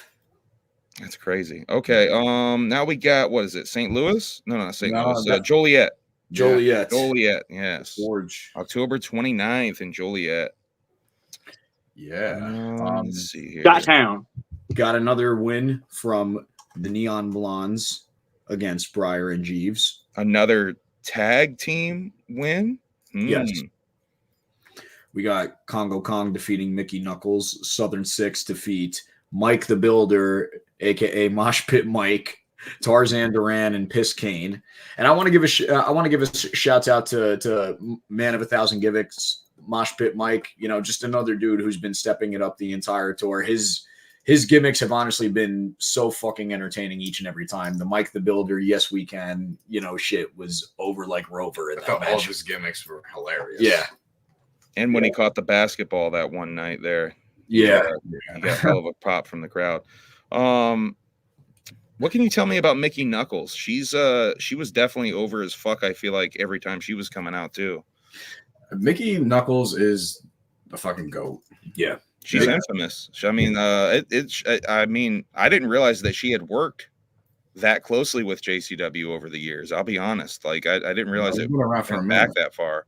Yeah, no, Mickey goes back to the Tracy Smothers days of JCW. So we're talking 07, 08, if my memory serves me correct. Probably maybe even earlier. We just met Mickey over at Horror Slam for the first time, but I've known about Mickey like as long as I've known about, all this shit. If you know Mickey, you'll know that she's got, one of the nicest, loving hearts in the world. She's funny as fuck. She'll make you laugh. And She does the best Bobby Hill. yes, that's my purse. I don't know you. If you know Mickey, Yeah. She loves cartoons. I mean, we get along just because all we do is quote cartoons and make reference humor. So, if you do that, you're good with me. But Mickey's tough as shit. And Mickey's another one of those people who it doesn't matter who you are. She'll step up and she busts her fucking ass. She busts her ass. So for real, like in and out of the ring, she was busting her ass. She ain't afraid to kick a grown man's ass. No. Yeah, her feud with Mosh to Pit. get down and dirty. Her feud with Mosh Pit was one of the highlights of the tour, I feel like. It was. It definitely was. Mickey herself. I mean, both of them have been highlights of the tour, but Mickey Knuckles being there and being the toughest bitch in the ring, out of the ring. I think she's probably the toughest person in the locker room. Bro. Easily. Easily. I'll be the first. Like there's probably Mickey's tougher than more than half the guys. Easily. More shit that she's probably done and been through. Come on. I'm not going to speak for Mickey. If you know Mickey, unfortunately, that, I'm not going to say anything more, but, Mickey Knuckles today, I adore her. I'll do anything for Mickey Knuckles. She just won King of the Death match, right? That's right. No, is that what it was? Tournament of Death. Tournament of Death. Yes. It's easy, dub. She just won Tournament of Death. Yeah, she just won Tournament of Death. So that just shows she's W circle. There it is. Jesus. Yeah. I can't. Anyways, Mickey Knuckles is great. We're definitely going to have her on, this JCW podcast. She's totally down to do the Humble Among broadcast and stuff. Yeah, that would she did used to be Isabella Smothers. So she mentioned that in her Hall of Fame, right? Quickly there, right? And that's what really hipped me to. Oh my God, she's been doing this for a minute with this company. I didn't realize it went back that far. Yep. Tracy's sister, daughter was the gimmick. Relic was asking in the chat there. Yeah, she was Tracy's daughter, but Tracy's actual daughter was also a part of the gimmick too. So Mickey was like his fake, daughter. I got to go back and watch some of those older hey, shows. Brother. Hopefully, that's what I wanted to ask y'all when we were talking about Triller. So the entire archives will be up on Triller is the plan. That's the plan. That's the plan. That's what Jay wants. I think it would be great, especially because there's a lot of shit that hasn't been released, including but not limited to the show at the Electric Factory that they did back in 2010 for the Happy Days tour Facade. I was asking you earlier if you were at that show. That was Trent's last match. No. Yeah. So That's going to be awesome. I hope that does get up there, because I was speculating that they have to have had stuff that never got released. So that's really cool to hear. Yeah, and some of those are only available on some rare DVDs, also that you can only get like tape collectors. Yeah, big facts. Some of those JCW DVDs are very hard to find. That's some of the rarest shit that they've ever put out, maybe. Right. True. I also have spoken to Jay. This is for if you're a real Mark. If you guys remember the I Don't Care video that appeared in Volume 2, it actually had clips from the cage match that never got released. The one that Shaggy apparently broke his neck on against Big Flame, Neil, and Bob. I'd be curious to see if they would actually release that match, because I know it does exist. They didn't air it because apparently it was the shits. Interesting. Yeah, I do remember that. I haven't thought about that shit in years. I forgot about the I Don't Care video. You just fucking threw. I forgot about Neil and Bob. Holy fuck. Well, that was their that was their match that they had for a while. There's probably like 6 different ICP and Evil Dead, or ICP and whoever against Big Flame, Neil, and Bob. So. I bet you if they have it, they should just release it. They should just fucking release it at this point. I wonder if they ever taped anything on those OG JCW tours. You know what I mean? Like outside before the Happy Days, like the original tour or anything. That'd be cool to see that. Or I wonder if those were even on Cage Match, even to see if those were able to like be tracked down. A lot of the stuff about those Hellfire shows that they did pre JCW. Those it 1 or 2? Violent Chase, It was really curious about those too. I think it was one show. And then dude died the next fucking day or whatever. Like Dan Curtis, he died of a stroke or something like that. And then Jesus, a lot of that stuff you're only going to see if it's like fan cam footage. Like I know like a lot of their early stuff, like when they were unpainted as Hector Hatchet and Sewer Dweller, like that's fan cam stuff, or the stuff in the warehouse is fan cam. But I'd be curious, because there is pictures, like there's pictures of them, like which have had to have been Tales from the Lotus Pod, Dark Lotus era, like when Jay was like really, really big and wearing the Dark Lotus jerseys and they were doing wrestling stuff. But none of that has, seen the light of day beyond like pictures. So I really would be curious to see like what could be unarchived and maybe released, they have such a huge library. It's like, at some point you're going to see a lot of throwbacks on there. That's the plan, with the current product that we have, and then everything in, between. You're definitely going to see some of those archives on Trailer at some point. Right. That's super exciting. That is I'm very excited. Very excited to actually see some of that stuff. Yeah, but getting back to the Forge, so we had a very important match take place. We had our match with Bang and Matthews, and this is when they wound up catching the dub on us, and Man, he took a Bible to the dome. The one time I got the hot tag and fucking puddle of mud pissed it all away, as they say. Yeah, man. Again, it's unfortunate. Do you guys recognize the irony of them using the dirty tactics with the Bible to win? Yeah. Yes. Yeah, at this point, things are starting to slowly make sense, and I think irony is an interesting word. I think Johnny Cashmere is standing on a moral high ground and looking down at y'all, but his boys there, they won the titles using very dirty tactics and using his precious holy book as a weapon. And quoting that's not very Christian at all, Mr. Quoting a verse that's been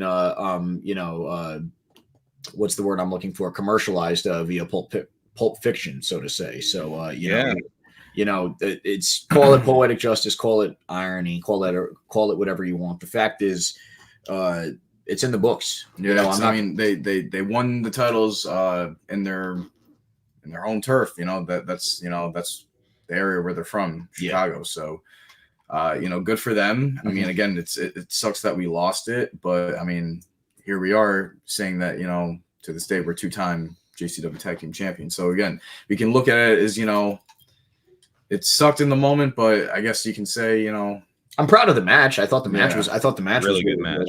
Yeah. Really good match.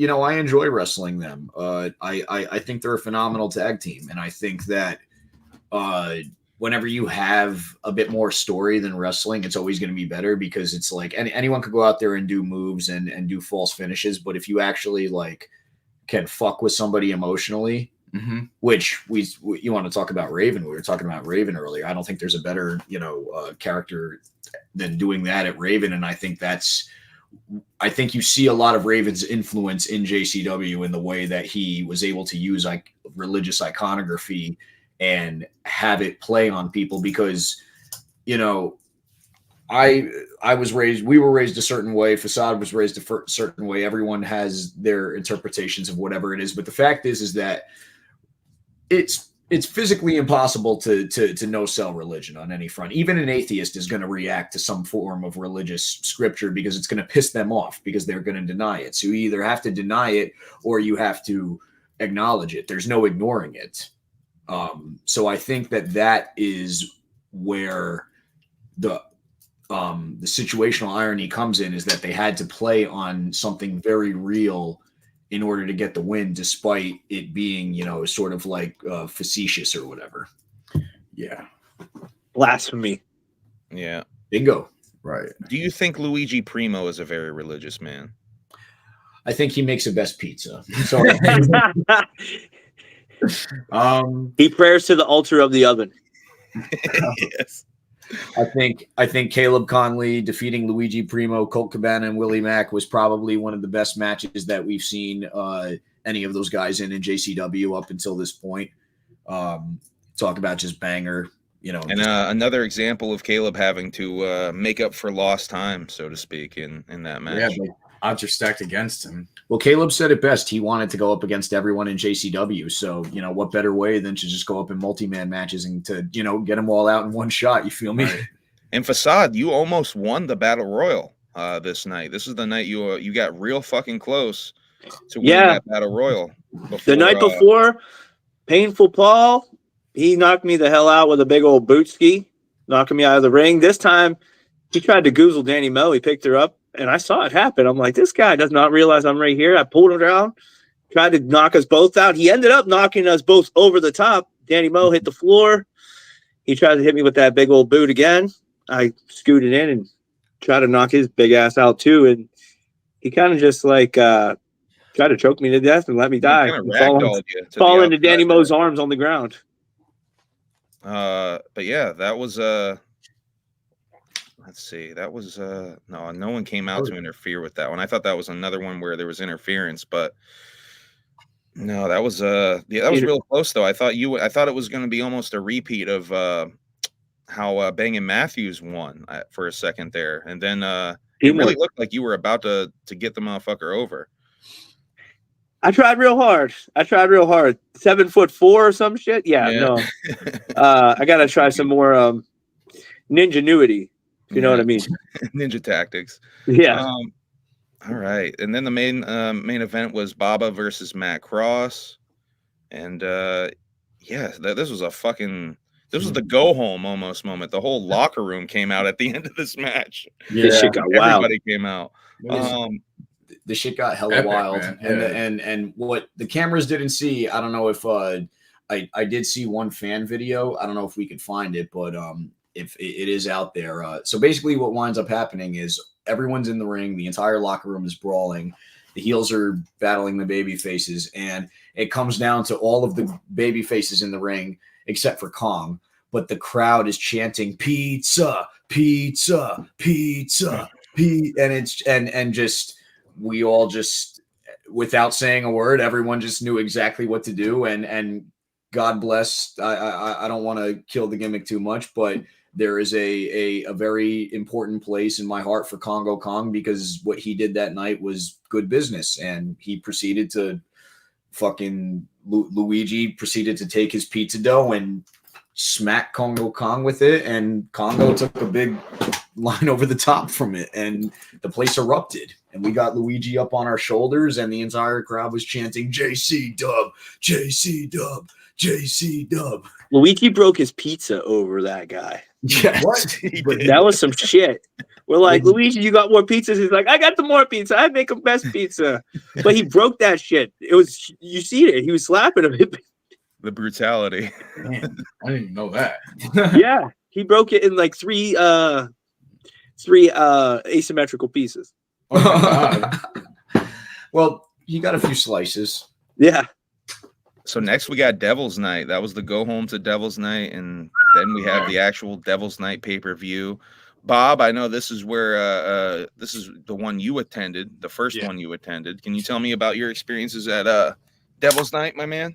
Yeah. So we were invited by Jay to do some videos and check it out and everything. It was amazing. We showed up early, me and Strange, my girlfriend. We showed up early. We kind of checked it out. We met a couple wrestlers. We did some interviews. I had a great time. What's that? The parking. Okay, yeah. Like the only thing that I saw like that was bad was the parking, and that was on the venue itself. The parking kind of screwed up there at first for everybody, but everything else was like totally great. Like it was awesome. Every match was like great. I stood there pretty much like a jackass. I had like this long like wig on. I was dressed up for the show and shit. Yeah, you went heavy metal gimmick with it. Yeah, I went hardcore. You know, people didn't really take me seriously, I think, or but I went as a fan too, like, so it was amazing for me. It was just, I was like just dumb. My brain was just like, I was in character. I was just like, dude, like what the fuck, like the whole time. So it was really cool. And Detroit, like, showed out really well, man. It was awesome. The merch line. That was the next night. But Okay. And this was a pay-per-view. This was on Triller. And the first match had Richie Boy and Jake Christ, which was I know Jake has worked with JCW before, but it still surprised me to have Jake come out. Yeah, any thoughts on that match, y'all? Jeeves interfering. I have Jeeves interfering. Let's talk about Richie Boy for a second. I was surprised to see Richie Boy win that dastardly Yeah, bastard. the winner is Richie Boy. That's the surprise there. Let's talk about Richie. I mean, again, he's been around since Volume 1, since the first show. The icon. He's been around since day one. Again, Jake Christ is also another veteran talent on the JCW roster. You got both of them in there. I thought, again, that was just a dope match. Richie Boy, he had to pick up that W at all costs. You know what I mean? What did Vinnie Mac used to say? Anybody could win on any given Sunday. Right. You know what I mean? I mean, listen, again, this is a day one veteran. At this point, something's got to give. I think, whatever Richie and Jeeves have been doing, it finally paid off. His luck has not been, I guess the richest luck, so to say, but I mean, he got the pay-per-view W. He got the pay-per-view W, which is, at the end of the day, like that evens things out. Anyway. Pay-per-view bonus, so to say. So shouts out to Breyer, shouts out to Jake. Great way to open up the show. Hopefully, poor Jeeves got a cut The of that winner's purse. This ain't going to be the last time we see Jake Chris. No.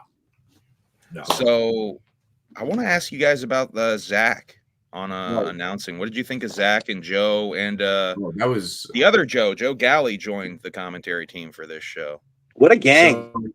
Well, all three of those guys were fucking awesome together. But throughout the tour, it was Joe Dombrowski and Zach Amico. And that duo right there was phenomenal. They really found a rhythm and had fun with each other. I really by the end of the tour, I was like, man, I'm gonna miss these two together. This is man, kind of bittersweet in its own right.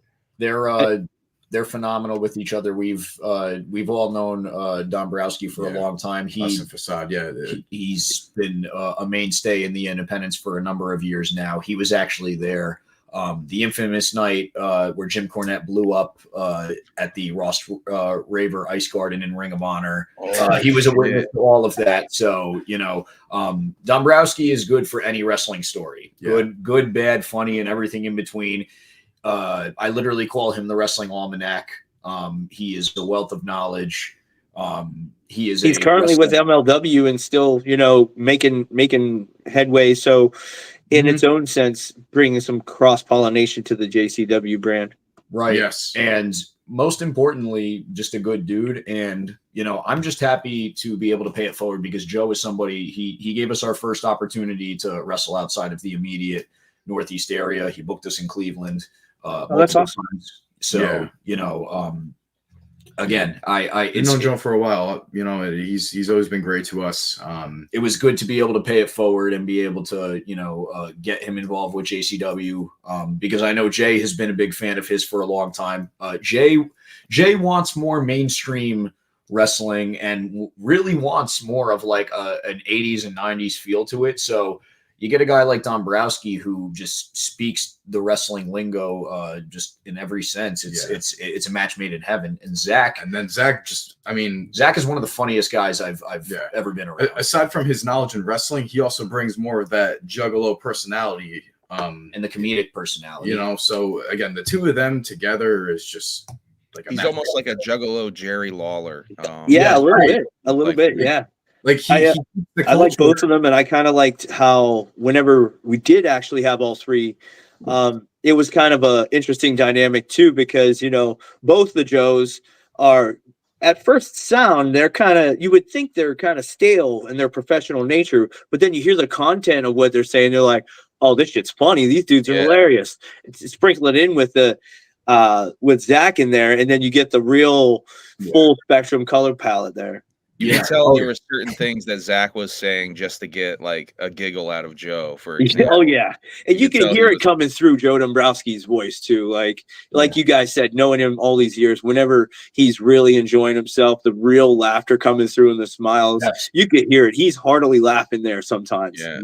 You can tell both of them were having a blast. They were that pay-per-view, that table right there, that broadcast table was stacked. I mean, again, both Joes and Zach. I mean, that was right there. I mean, they all killed it. Yeah. Hell yeah. They all killed it. And one thing I will say, much like everything else, there was actual, things that they had to work towards, it all did pay off on Devil's Night. At first Jay was saying, I need you guys to be more yourselves, curse more, be vulgar and stuff, so to be able to hear them get better and better throughout the shows and everything, I think that's what made Devil's Night that much better, is that at this point, it was the pay-per-view was a walk in the park for them, that they were just out there. They were just having a conversation for 3 hours. They just happened to be doing it behind a microphone. You know what I'm saying? Mm. This next match was Luigi and Congo Kong. And this was where one of my favorite parts of the show at the end, when Florida Man Joey Janela came out. He really, I love heat. I love it when a wrestler can draw legit heat. And he was doing it in such a funny way. Invoking Kid Rock was really funny to me. Also, the line that killed me was "Get out and vote next week." Holy shit, did that fucking kill me? And also just saying over and over again, Florida is the only way to live was really fucking funny. Holy shit, did he work that crowd really amazingly. And I think I realized that Florida Man Joey Janela was a thing before. I do believe it was a thing before. Yeah. But this definitely is this made me remember it was a thing. Like I'm not gonna be able to forget it. Let me mention something. That right there also proved that these last two crowds were the most JCW crowds that there could have been on the tour. And when it all comes down to it, you were talking throwing shit in the ring, that's the one we were talking about, the ruthlessness that comes with a little bit of that Detroit flavor.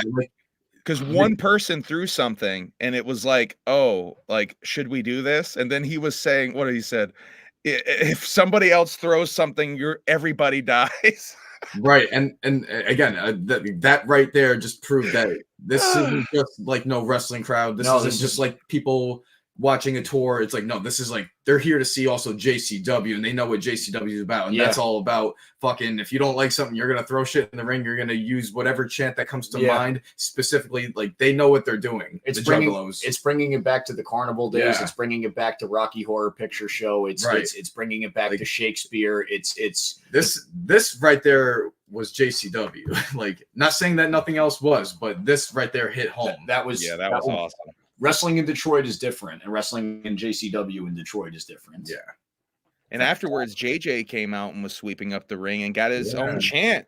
To be fair, I was on deck ready to go out, and I was pissing my pants. I'm like, man, I'm about to do some silly stuff, and I think I might die. Yeah. What, you thought you were going to get shit thrown at you?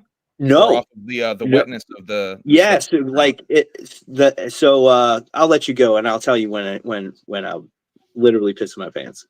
Okay. Let's see. We had the Hall of Fame ceremony. Yeah, we had the Hall of Fame ceremony. Mickey Knuckles, Too Tough Tony, and Redneck Tracy Smothers all inducted.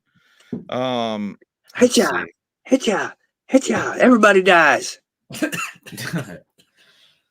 Oh, then we had a 6-man scramble. This is where you were, Facade. You were in the 6-man scramble. So I did another deal off the ramp, and I had seen the ice and everything and beers thrown at Joey. So I was like, yeah, you did a springboard shoulder tackle gimmick from the ramp to the inside.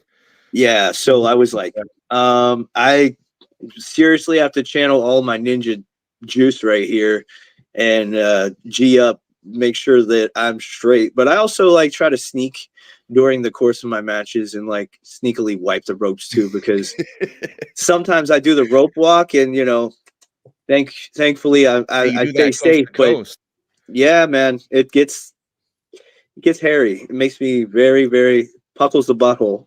Yeah, I can. For those that don't know, who are watching and don't know, if the ring ropes are wet or even the canvas are wet at sometimes, it can make it very dangerous. Yeah. To pull off. Yeah. So imagine if anybody didn't see it, imagine running down the ramp, jumping on the second rope, jumping on the top rope. And in the one match, I did like a front flip spiking Tarzan. And in this match, I did like a flying shoulder tackle to Coach Mike because he's a big burly boy. So it's frightening. Jeez. Roddy Hogan. This is Cocaine. Cocaine comes out during this match. Oh my God. Yeah, Cocaine. Fruition. It's all come to fruition. Yeah. And fucking he hit the. Yep. Nobody knew the Soul Taker was in the building, which was awesome. Emily does not like Soul Taker. The Brothers of Construction gimmick. I don't know why. I fucking love that gimmick. Emily was offended by that gimmick almost. The Soul Taker, huh? I think the no he's lives formerly matter. offensive. Formerly offensive. Yes. If Soul Taker is one of those things, it's like Waffle House. Yeah. You have to realize. Exactly, but you like Soul Taker too. So if you like Waffle House, you like Soul Taker. It's you have to go in knowing it's good. There's something inherently wrong with it. But it is what it is, and you're accepting of what it's going to be. Like I personally don't like Waffle House. I'm not, but I like Soul Taker. I love Waffle House, and I'm scared of Soul Taker. I love Waffle House and I love Soul Taker. I guess I like Soul Taker. I love Waffle House. Hell yeah! Special. Fuck yeah! Yo, that grits party bowl. Yeah, that grits bowl is where it's at. Party bowl. So let me smarten you up to the party bowl. What's the party bowl? You got to get the chicken melt bowl. Get the chicken and the eggs and the bacon. I like my potatoes extra crispy. And if you like cheese, if you like them smothered, covered, topped, that's the party bowl. Ask M-Dog. Oh, he knows too. Party bowl is the way. I think it's like the perfect amount of food for it's like the perfect bang for your buck, in my opinion. Mm-hmm. And if you're feeling crazy, throw a fucking waffle on that bad boy. Eat that sideways too. So if you're just trying to stop in and get something and get back on the road type beat, like Waffle House is definitely the way to go. It is. It is. I agree. All right. Southern Six was up next. Calling Southern Six. Really just Alex and Silas because of Kerry having his match later. Zach makes a comment about if they were the real Freebirds, they'd be snorting the entire canvas right now, which is one of his best jokes of the whole tour. Aside from the Mickey Knuckles sledgehammer line. Yeah. Oh, And this is the match where James Storm came out as the mystery partner for Too Tough. And yeah, this was definitely an interesting match because of the story they were telling throughout the tour. I did find it interesting Too Tough has such a chip on his shoulder with the Southern Six. I asked the question in one of my wrap-up streams, does he feel like he belongs in the Southern Six on a certain level? But I think that got squashed because I think it became clear he was just trying to show them the right way. Is really the storyline of this tour. Yeah. And I don't think you can show the Southern Six the right way. I think they're going to go on their own way. The Southern Six are bullies, and they're just trying to use the JCW for their own power and amusement. You can Fuck leave those them guys. Water. Fuck those guys. You know, I'm gonna make another King of the Hill reference. That boy ain't right. there you go. All three of them. Exactly. Hey, get out of here. What are you doing? Next is the women's battle royal, and they unveil that nice new pink strap, that nice new pink belt. And yeah, your partner Danny wins the title. Facade. Dynamite Danny Moe slays the beast Mickey Knuckles. Yeah. Finally. Funny thing about that title, they actually sent the company two of them. And really, it was supposed to be a red strap. They sent the pink strap the day before or something like that. So that's the one we wound up using for that night. But ultimately, the JCW women's title is going to be a red belt, which was later unveiled, later in the night on Hallowicked. So, Yeah. Oh, so there was a swap out. I didn't notice the red belt. Yeah, on Hallowicked, the newest pictures you might see with Danny Moe and the boys has the red strap. Oh wow! Yeah, so look at that. We had choices. We had pink or red, and we're going with red. The pink one's fresh, but the red one has its own JCW flair. The red one the red one just screams Joliet and wrestling. Yeah, the pink one screams diva. Mm-hmm. One little thing that the cameras didn't actually get to see while I was running to the ring, I grabbed a can of Faygo Red Pop to congratulate Danny Moe, and she was up on the corner, and I kind of snuck her, and I started pouring the Red Pop on me and her. I posted a photo of it earlier today, and she was like excited, but then she done lost her mind because she's like, "Oh shit, I got Red Pop all over my new gear," and I'm like, "Congratulations, Chief." She's like, "Oh, thanks." It's like. The new gear, no. Hey, it's like leather. It comes out, you know what I mean. But hey, it's a celebration. You want it. Why would you not have Faygo on your in your celebration anyway? You know what I'm saying? It just so happened to have a red can of pop right there on the stage, open already. I'm like, hell yeah! I'll be goddamn. Yeah, that is a red strap. Yeah, that was on Hallowicked. All right. Yeah, but show that real quick. I mean, the title, regardless, still fucking look fresh, and the way Jay wanted the design with the roses and everything like that, it truly came to life. Like it came out amazing. Roses the are green accents really popping out and everything too. Yeah, they got red rubies. You take a look at the title. We'll have more pictures that we'll show off with it. Close and personal, but when you really take a look at it, it is so beautiful, and the way he described it and how he wanted it made. Willie Mack was getting size envy. Yeah, they were comparing their belts. Yeah. They were being belt marked. Title envy. I'm a huge belt mark, so I was laughing all the way. Next, we had the Battle of the Giants, Painful Paul and Baba Thunder. Baba Thunder came out on top in this match. Yeah, just a lot of big old meat slamming going on. Meat slapping meat. Yep. You haven't seen the last of either of these guys or their feud. I think, these two are going to be around JCW for a long time as the resident King Kong and Godzilla. Yeah, these are just two like superhumans. They both go back to the PC days as well. So to see them do it all at JCW was truly something special. Only because Relic said Trent's belt, I had to show it. There Hell you go. yeah. We'll be showing this later in the night when we get to the SPO roll the dice portion. But yep. But yeah. Oh, I was trying to. Sorry about that. Backseat's back. All right. I want to show this picture that Tommy sent over. Word. That I feel like is an interesting look behind the scenes before we talk about y'all's match. Sure. This is Jay in gorilla position with y'all there, Mickey Knuckles there, I believe, Painful Paul there. Yeah. I was, as a fan, I was legit curious, like what gorilla position looked like or what Jay looked like in gorilla position, because I had assumed that he was back there running the show. He's grinding. So this is fucking fascinating to me. Thank you, Tommy, for sending this over. I felt like the fans would like to see this. Yeah, for sure. Every night. This is every night. And then he's going to put in the work at the shows. So yeah, man, his tank. No slack. Shows you that Jay's attention is on the show. He's not. He's not, just walking away from this shit. He's there for the whole show. And feedback on every single match from everyone. Everyone. Like the moment you come back, Jay is at the monitor. Yep. He's waiting, and he will tell you what you need to hear. Yep.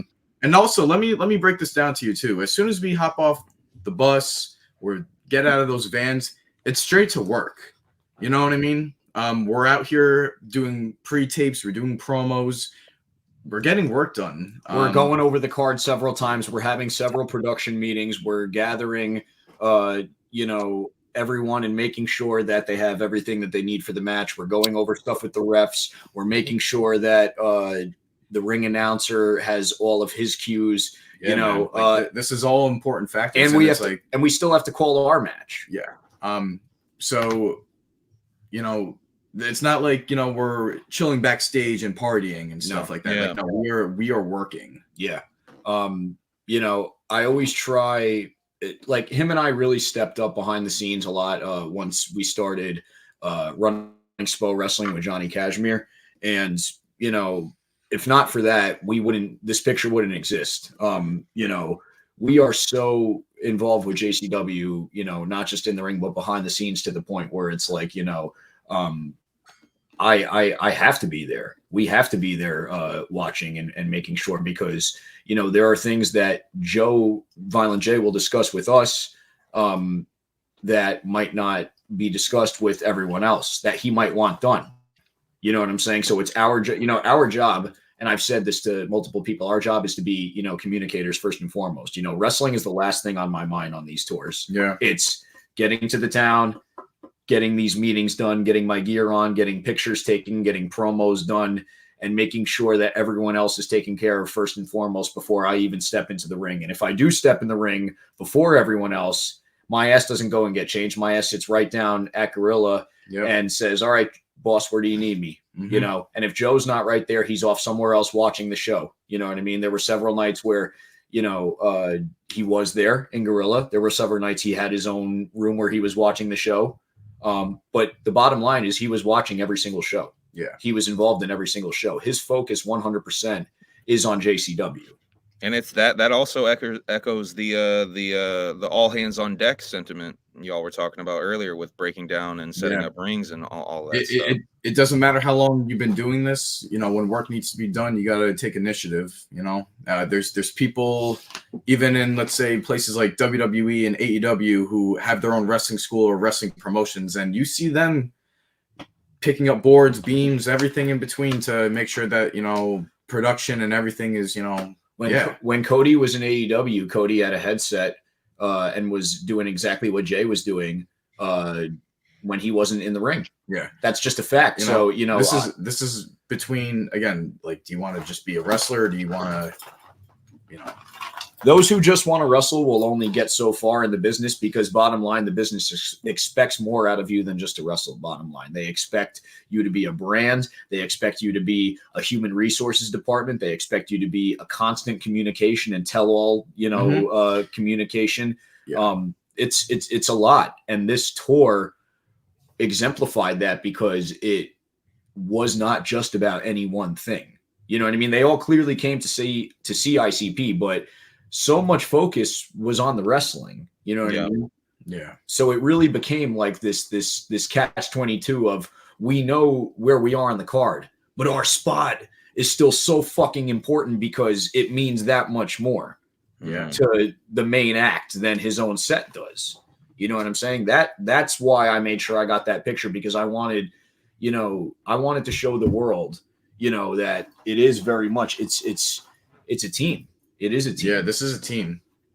Everyone plays their position. You know what I mean? It's ECW style. Well, thank you for sharing that, because I thought it really highlighted it pulls the curtain back a little bit, but it also highlights the passion, I believe. We've seen it all. You'll see Vince doing the exact same thing in that documentary. So at this point, nothing is, I don't want to say nothing is sacred in wrestling, but it's we're a company that wants to grow. So you have to be open to, this is the shit that needs to be seen. Yeah. We're not half-assing shit. Up next, we got y'all's match, which we already kind of touched on at the beginning of the show, but we'll go over again because, boy, it's the best storytelling, I think, on the whole run, the whole shows, like the whole tour. And it's it's the culmination of all of it. It's definitely the culmination. Definitely, you want to talk life imitating art and storytelling and whatnot, not to peel back behind the scenes, but Johnny couldn't be there for the entirety of the tour, but I guess light at the end of the tunnel was there in Detroit. Everything in that promo that we cut with him was probably some of the realest stuff that, we were saying, because at the end of the day, had he been there through the entirety of the tour, I don't think what we would have gotten would have been the same. There were always plans for Holy Johnny Cashmere, but what we got that night, I don't think we would have gotten had he been there the entirety. He came out of his comfort zone. He stepped up to plate. He delivered. We did the segment. The match was fucking incredible. Him coming there he was inspired. Yeah. And again, that organic, that real JCW energy was in all, like, when you watch that promo, the reaction of the crowd says it all. Yeah. Post-match, obviously, that's what he's referring to, the whole cash. They're going crazy. They're going crazy. Again, I'm gonna be real. Like, again, the matches are fun, they're great and all. In my opinion, though, like, the angle is more important. Like, the matches are kind of like secondary. Again, like, this is awesome. This is dope. 2-time and everything like that. But, like, in the moment, it's like it's bittersweet. Having to know that it's like, man, he's Johnny's now on the dark side, and he's brainwashed. But it's sort of he said he was going to crucify y'all. Now you were talking the Raven angle earlier. Right. I definitely, obviously, as soon as that happened, like, I was reminded of the Raven Sandman stuff from ECW. Yeah. Do you think he really would have crucified y'all if Too Tough Tony didn't? Yes. Johnny is like our big bro. He knows us, and he would have done it. Thank God for Too Tough Tony. Yeah. Thank God for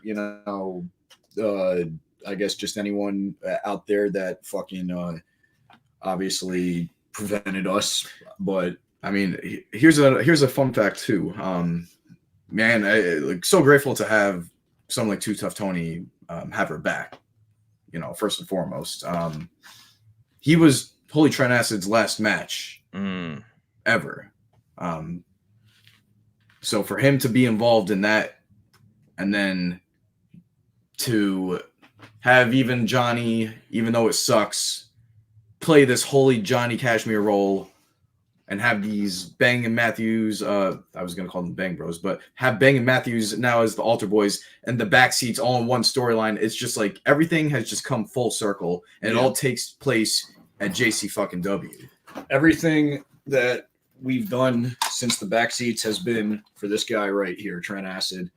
You know, this belt was made in memory of Trent Acid. It was originally called the Skywalker belt, the Skywalker Championship, and due to unfortunate behind the scenes drama, basically the original belt had to be swapped out and a new centerpiece was made, but cooler heads prevailed, and Don Bucci, aka the Backseat Boyz creator, said fuck that noise and had a gold version of this belt created, which is the Trent Acid Gold Skywalker Championship, which is currently held at SPO Wrestling by Feral Face.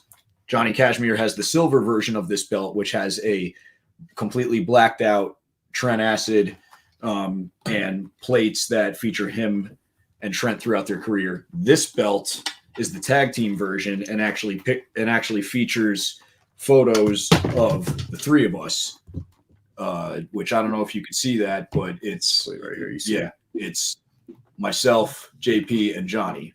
So to be able to christen these belts and carry them interpromotionally, just like the JCW belts, means the world to us. Yeah. And to be able to honor Trent in JCW with Too Tough Tony means the world to us. That's my ultimate takeaway, is that Johnny might have shown his true colors, but in a weird way, I think it brings him closer to Trent now. And that's something that he's been searching for since Trent died. You know, You think that's why he's doing this? I think closer so. to Trent in a way. I think so. Yeah, I think that I think that Johnny misses Trent every day, and anything he could do to get close to him, you know, he'll do. And that's just anyone who's suffered loss. It will do anything to get that loved one back, even if it means throwing away the ones who are currently riding for you. You know, I love Johnny. What he did was fucked up. So he'll be dealt with eventually. We believe in karma, and karma is going to catch up to him. Don't worry. Yeah. We got Tony. We got Tony's back. Tony got our back. And, you know, until then, this ain't over. Even though we, at this point, this is secondary. You know what I mean? Yeah. And we're gonna do whatever we can to keep these, but in the meantime, we still got, you know, unfinished business with To be continued with the this Johnny Cashmere character. Real quick, I want to give a shout out to the homie CJ for supplying us with these. By the way, y'all were announced for this match. Let me make sure I get it right. Violent JP Grayson and Tommy Two Dope was how y'all were announced, and you came out with those fresh ass hockey masks. Yep. There's Violent J Wraith and original paint style ones that he has as well. They were made by the homie CJ. Shouts out to him if he's watching us right now. He was actually at the our JCW debut at Harpo's. He's the one who got us into all of this shit. So literally, bro, we owe a good portion of our wrestling career to you. You know, and I'll do whatever I can to fucking show you love every single time, and that involves fucking wearing those masks to the ring, because these shits fucking completed. I fucking love them. They're the best. I wore this one on stage at Hallowicked for Fago Armageddon, which we'll get to later, but this, I think the Wraith is going to be the PPV exclusive, and this is going to be the freebie, I think. Nice. Just to sort of, you know, differentiate. We'll see what happens. Oh, yeah. So next we have Nick Nemeth and Kerry Morton. Yep.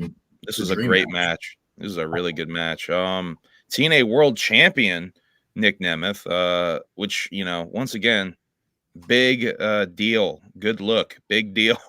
Should be probably talked about more, especially with JBL coming out at the end of the fucking match. I don't know why this isn't more wrestling viral. I feel like this should have gone wrestling viral. Hopefully it makes some waves. I think it's making some waves. I think, you know, the main thing is it took place during like a weekday, but on social media it's getting hits. You know, like Bradshaw's been posting all about it. Listen, I got love for Bradshaw after this. Bradshaw is cool as fucking shit. I love him. I The love second part I think that might have a problem is the social media traffic on Wednesday was pretty high in the wrestling community because of AEW. So That's it true. kind of too. like not lost in the sauce, but a little because of people paying attention to such one other thing, you know? Yeah, that's a very good point. I didn't even consider that. I didn't realize that until I was removed from the tour and I missed so much TV and I was catching up. I'm like, oh shit, that was on Wednesday. Yeah, Man, fuck. yeah.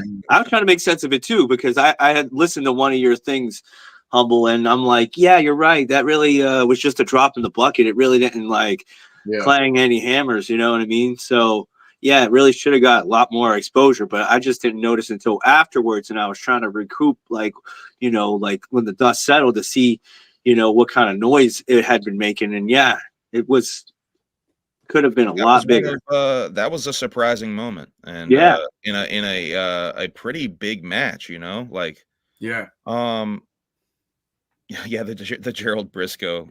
I see Relic talking about the Gerald Briscoe promo that JBL cut. That shit is pretty funny.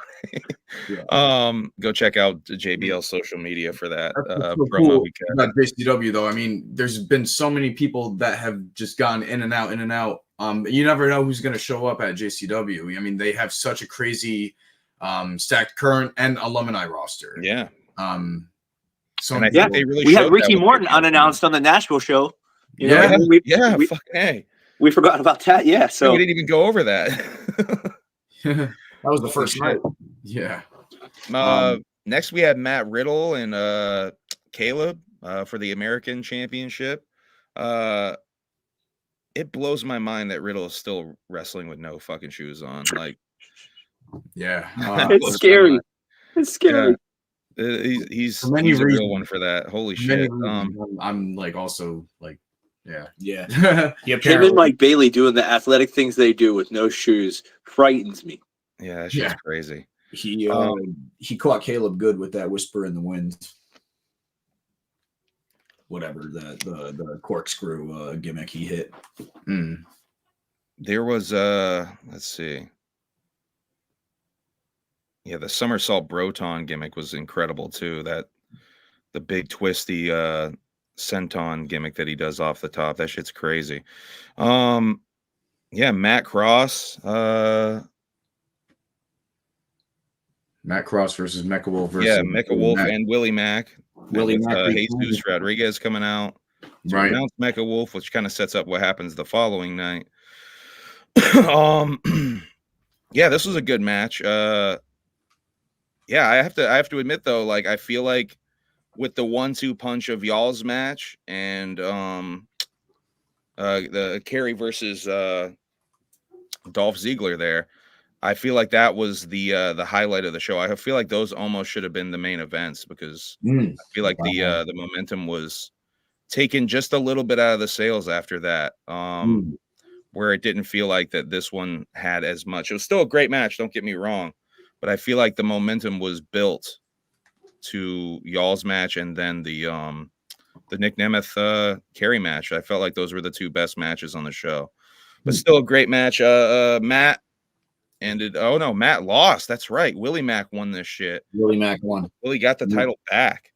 Back on Mac. We still had one more show, and let's talk about the Bitch and Wild Bucks too. Goddamn. We tried so hard to get them to play the Southern Six theme, dude. Oh my god. There's a video. Serious?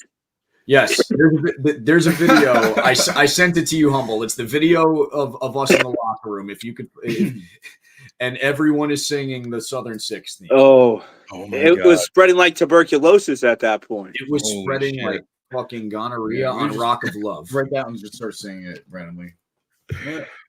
Yeah, we're doing a locker room meeting and it just intercepted. Southern Six. Jay comes around the corner. He's like, oh man! No, the Bitch and Wild Bucks set was awesome. Fucking, I thought it was cool that they actually left the ring up. Yeah. yeah. What'd you guys think? I mean, in a way, we've seen Moon Glorious, right? Make somewhat of a comeback. I mean, Jay's face paint had It's like half Moon Glorious or something. It was Moon, not so glorious. It was Looked moon like a little- inspired for sure. Yeah, that was funny. That was good to see that. Yeah, man, that was it was a great show. I was surprised that they didn't have a stage set, but then I realized, oh, this is that they also have to like make sure they don't lose retention time with this pay-per-view. I'm sure they want people to stay tuned in the pay-per-view. So the quick tear down, really no tear down time, just them going out there Yeah. was all they did. It was different. I think also from a production standpoint, every show leading up to that was just, it was a lot. You know, it was getting to the town, setting up the ring, then having to immediately take the ring down with everybody packed in that motherfucker, and then like set up for the shows and everything. So I think to be home in Detroit, they wanted to, you know, because they had to set up for 2 shows. They had to set up for Devil's Night and Hallowicked. Yeah. So I think that probably had a lot to do with it, was that they figured, all right, let's do a longer but tighter JCW show, leave the ring up, and then we'll do the Bitchin' Wild Bucks. And then this way we don't have to do as rigorous of a teardown. We could go right into the show. There doesn't need to be Fago Armageddon. It's on pay-per-view, so we can market it differently, etc. Like from a marketing and promotional standpoint and production, it was a no-brainer. Mm-hmm. And like you said, Tommy, like the production specifically, that allowed us to do additional things that we couldn't do other times. Like they had 3 cameras on the ring. We had the dolly camera also, which was a production value boost. So, you know, it really afforded us to do some next level things. Yeah, no, it was great. It was awesome. Yeah, it was an awesome show. I'm curious to what the future holds. We got one more show for the Train of Terror tour to wrap everything up, almost like it was the Raw after the WrestleMania, if you will. Right. Yeah, that's really what it felt like in a lot of ways. And you know, Devil's Night was a good show, but I think Hallowicked topped it easily. Easily. So yeah, that was at the Masonic. Y'all started crazy early with this show. That had to have been the earliest start for the whole tour. It was the earliest show we did. It was that just to make sure everything got in under a certain time? I think, I mean, with the factor of it being, like, again, that was Halloween day. So I don't know if they wanted to just, like, have things, like, go on early. That way, for the rest of the night, you know, do the Halloween festivities. That's true, too. Some of the wrestlers. Last year, to be fair, had a similar start time. With it on a weekday also. It kind of started almost the same time, because then there was like quite a few music acts that had longer time than we had saw on the tour. Right. Yeah, no. I had heard from a couple of people that some of the musical acts got cut short because of the wrestling going long on some of the nights. Not every night, but on some of the nights on the tour. So some of the nights, I know St. Louis, for example, had to start late.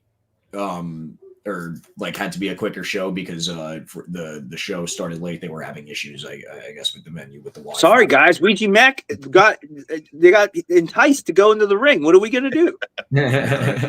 No, but yes, it did. Hallowicked did start early, but the building filled out, and it was a different showroom. So they had one room for the wrestling, then they had the other room for the music. Yeah. So I didn't realize that. Yeah, it was 2 separate stages, or theaters rather. So if you pull that picture up, the one where we're all in front of in front of the venue, that's where the wrestling was, where all of us are taking the pictures with Joe. Yeah, that's where the wrestling took place. Then the showroom had the Mario set and everything, which is where they performed, and that fucking set was insane. Much bigger theater also. Yeah. There, that picture right there. Yeah. That's where the wrestling took place. Okay.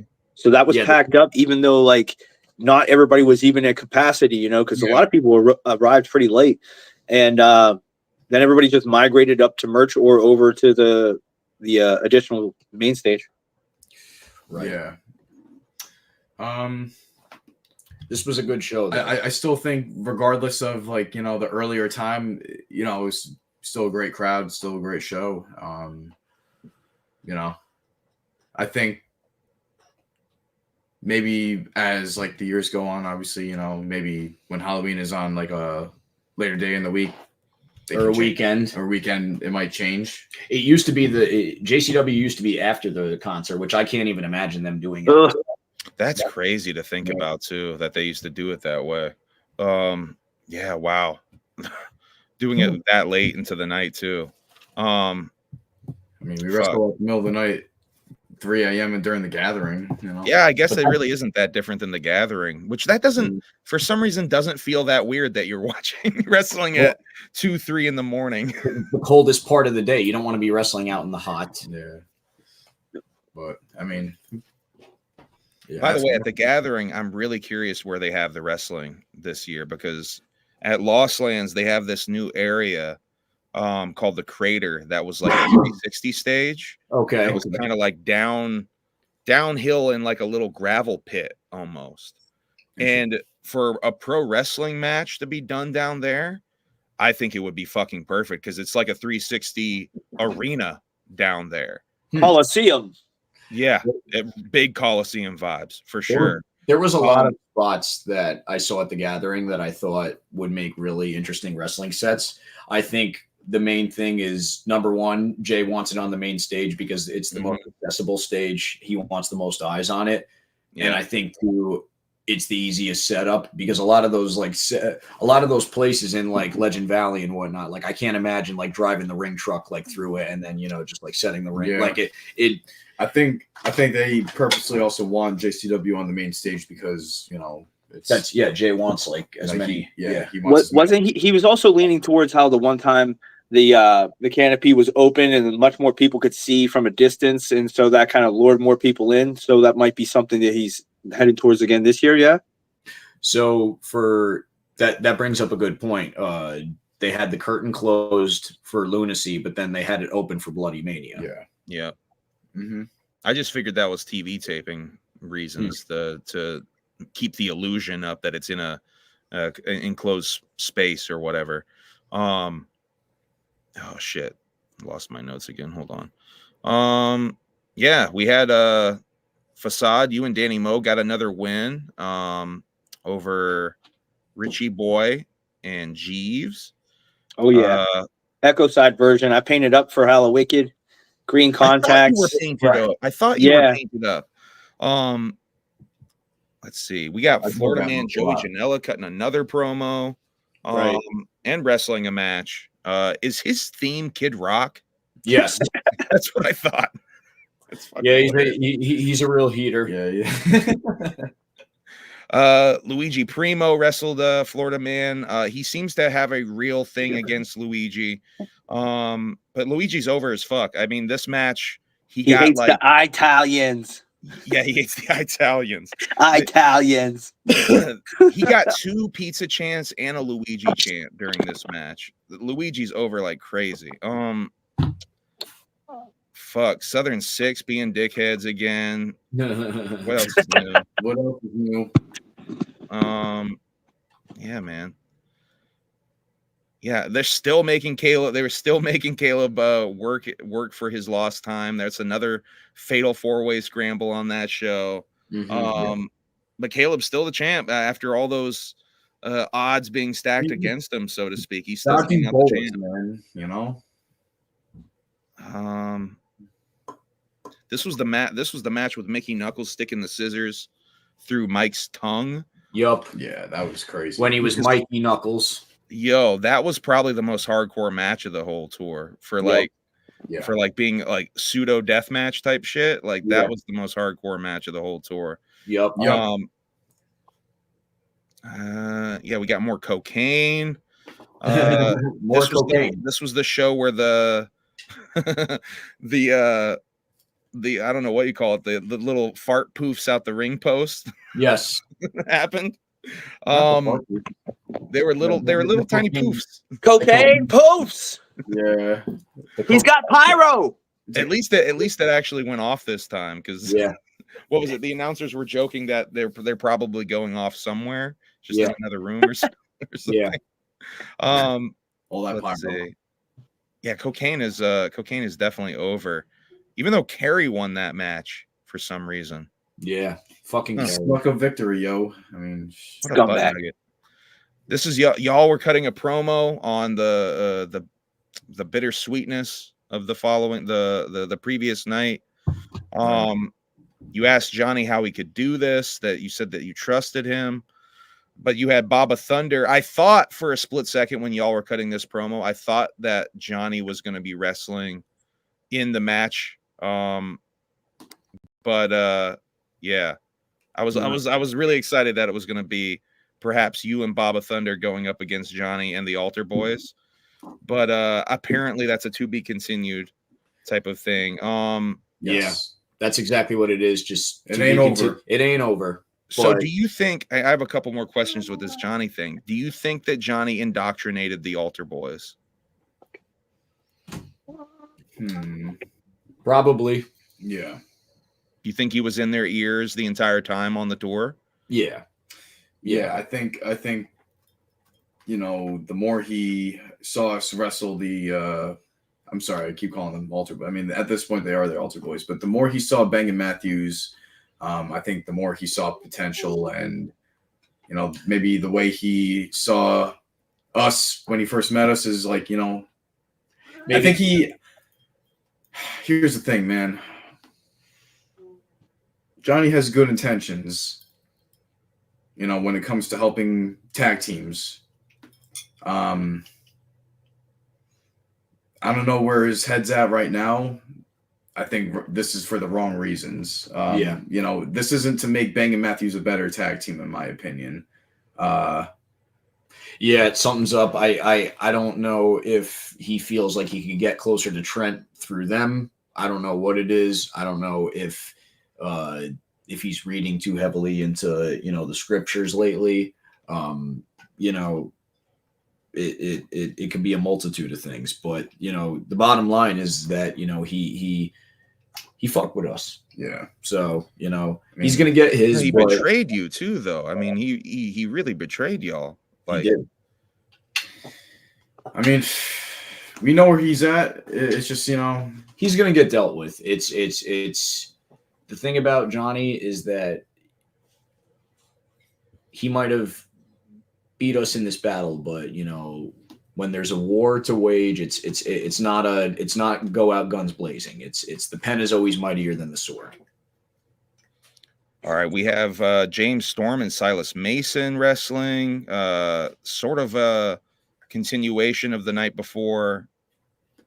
Mecha Wolf and Jesus Rodriguez teaming up. Right. What was that? Oh, Jesus Christ. Carter Rodriguez against Matt Cross and Willie Mac. Jesus Christ, my notes are all over the place for that one. You're good. My question is, and the winners were Matt Cross and Willie Mac. My question is, what's next for JC Dub? What's the next plan? What's the next shows or big show? What's next?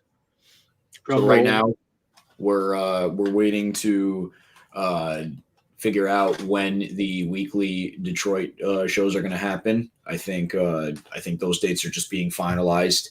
Going on at Harpo's, right? Correct. That's the idea. That's the plan right now. It's going to be between those, maybe switching on between Columbus, from what Jay was saying, those two locations. Because he likes that Columbus venue a lot too. And then if we can get it anywhere else, like he's expressed about wanting to, you know, bring it on the road for a couple of weeks, you know, wanting to, you know, maybe Pittsburgh, maybe New York, maybe, you know, maybe wherever else. It's gonna, you know, wherever we can make it happen. Yeah. This is purely speculation, but Bermuda Triangle.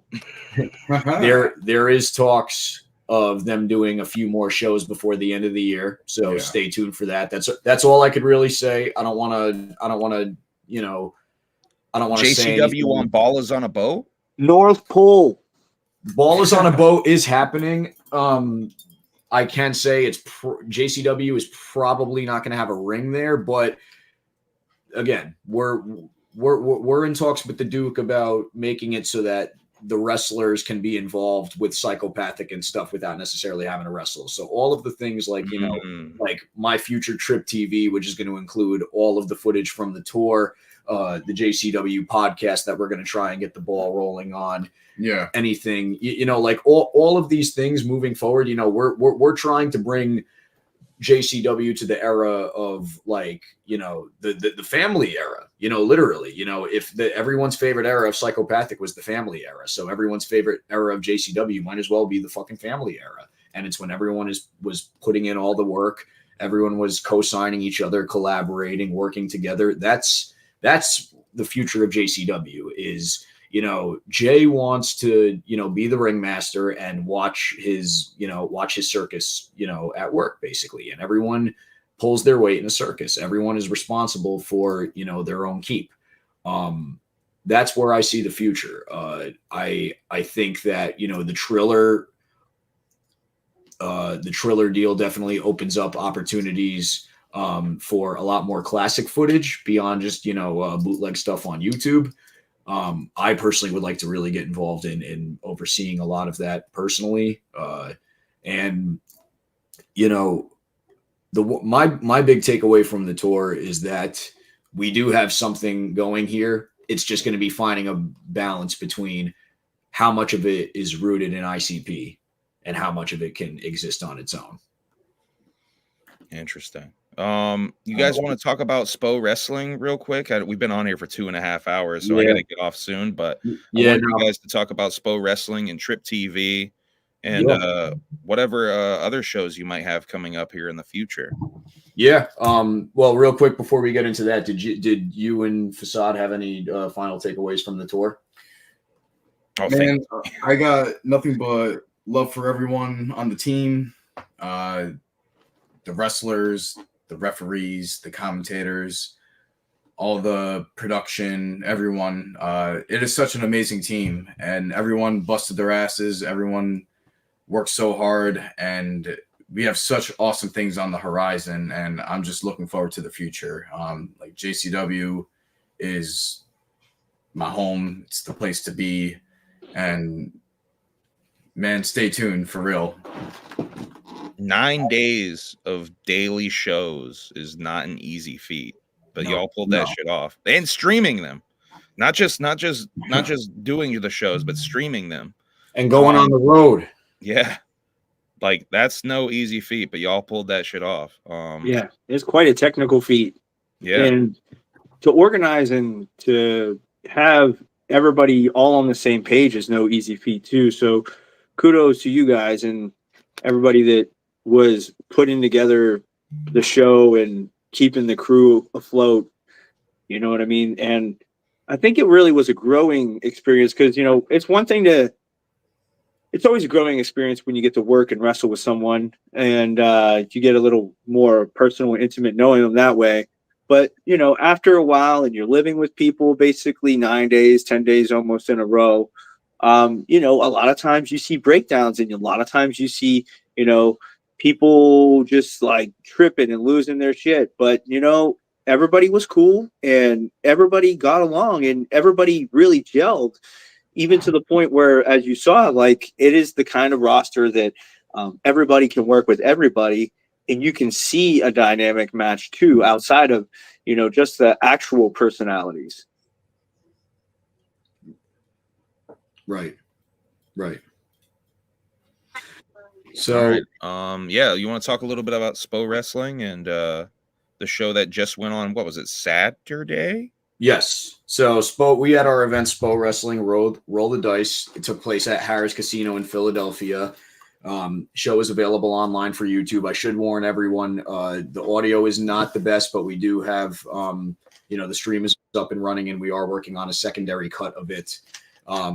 Basically, you will see such matches such as the Backseat Boyz defending the SPO Wrestling Tag Team titles against Post Game. I'm sorry. I just got a text. I'm sorry. We took on the Post Game for the SPO Wrestling Tag Team Championships as a little surprise. Did y'all run into Johnny Cashmere at that show? He was ducking and dodging, man. Yeah, no, he kept his distance. Anytime, we tried approaching, it was just, he didn't wrestle. I saw that there was somebody in a Buffalo in like a Hank the Buffalo Wild Wings outfit. So, you know, purely speculation, it might have been him, but no, we didn't actually see him. We dealt primarily with Mitch Stein, who's the co-owner of SPO Wrestling. He's the one who you know, basically the Billy Bill or formerly Alex Abyss, if you will, of SPO Wrestling. So he's the one who sort of, you know, gives you the old you know, hot dog and a handshake, you know, so to say, or in our case, it's an envelope. But obviously, you know, Johnny was ducking and dodging, you know, being shady Cashmere and all that. So, you know, but yeah, you know, we took care of business. You know, everyone took care of business. It was a real good show. We had a real good turnout. We had the return of the notorious 187 Homicide to the company and the return of Bufa IO from his international tour.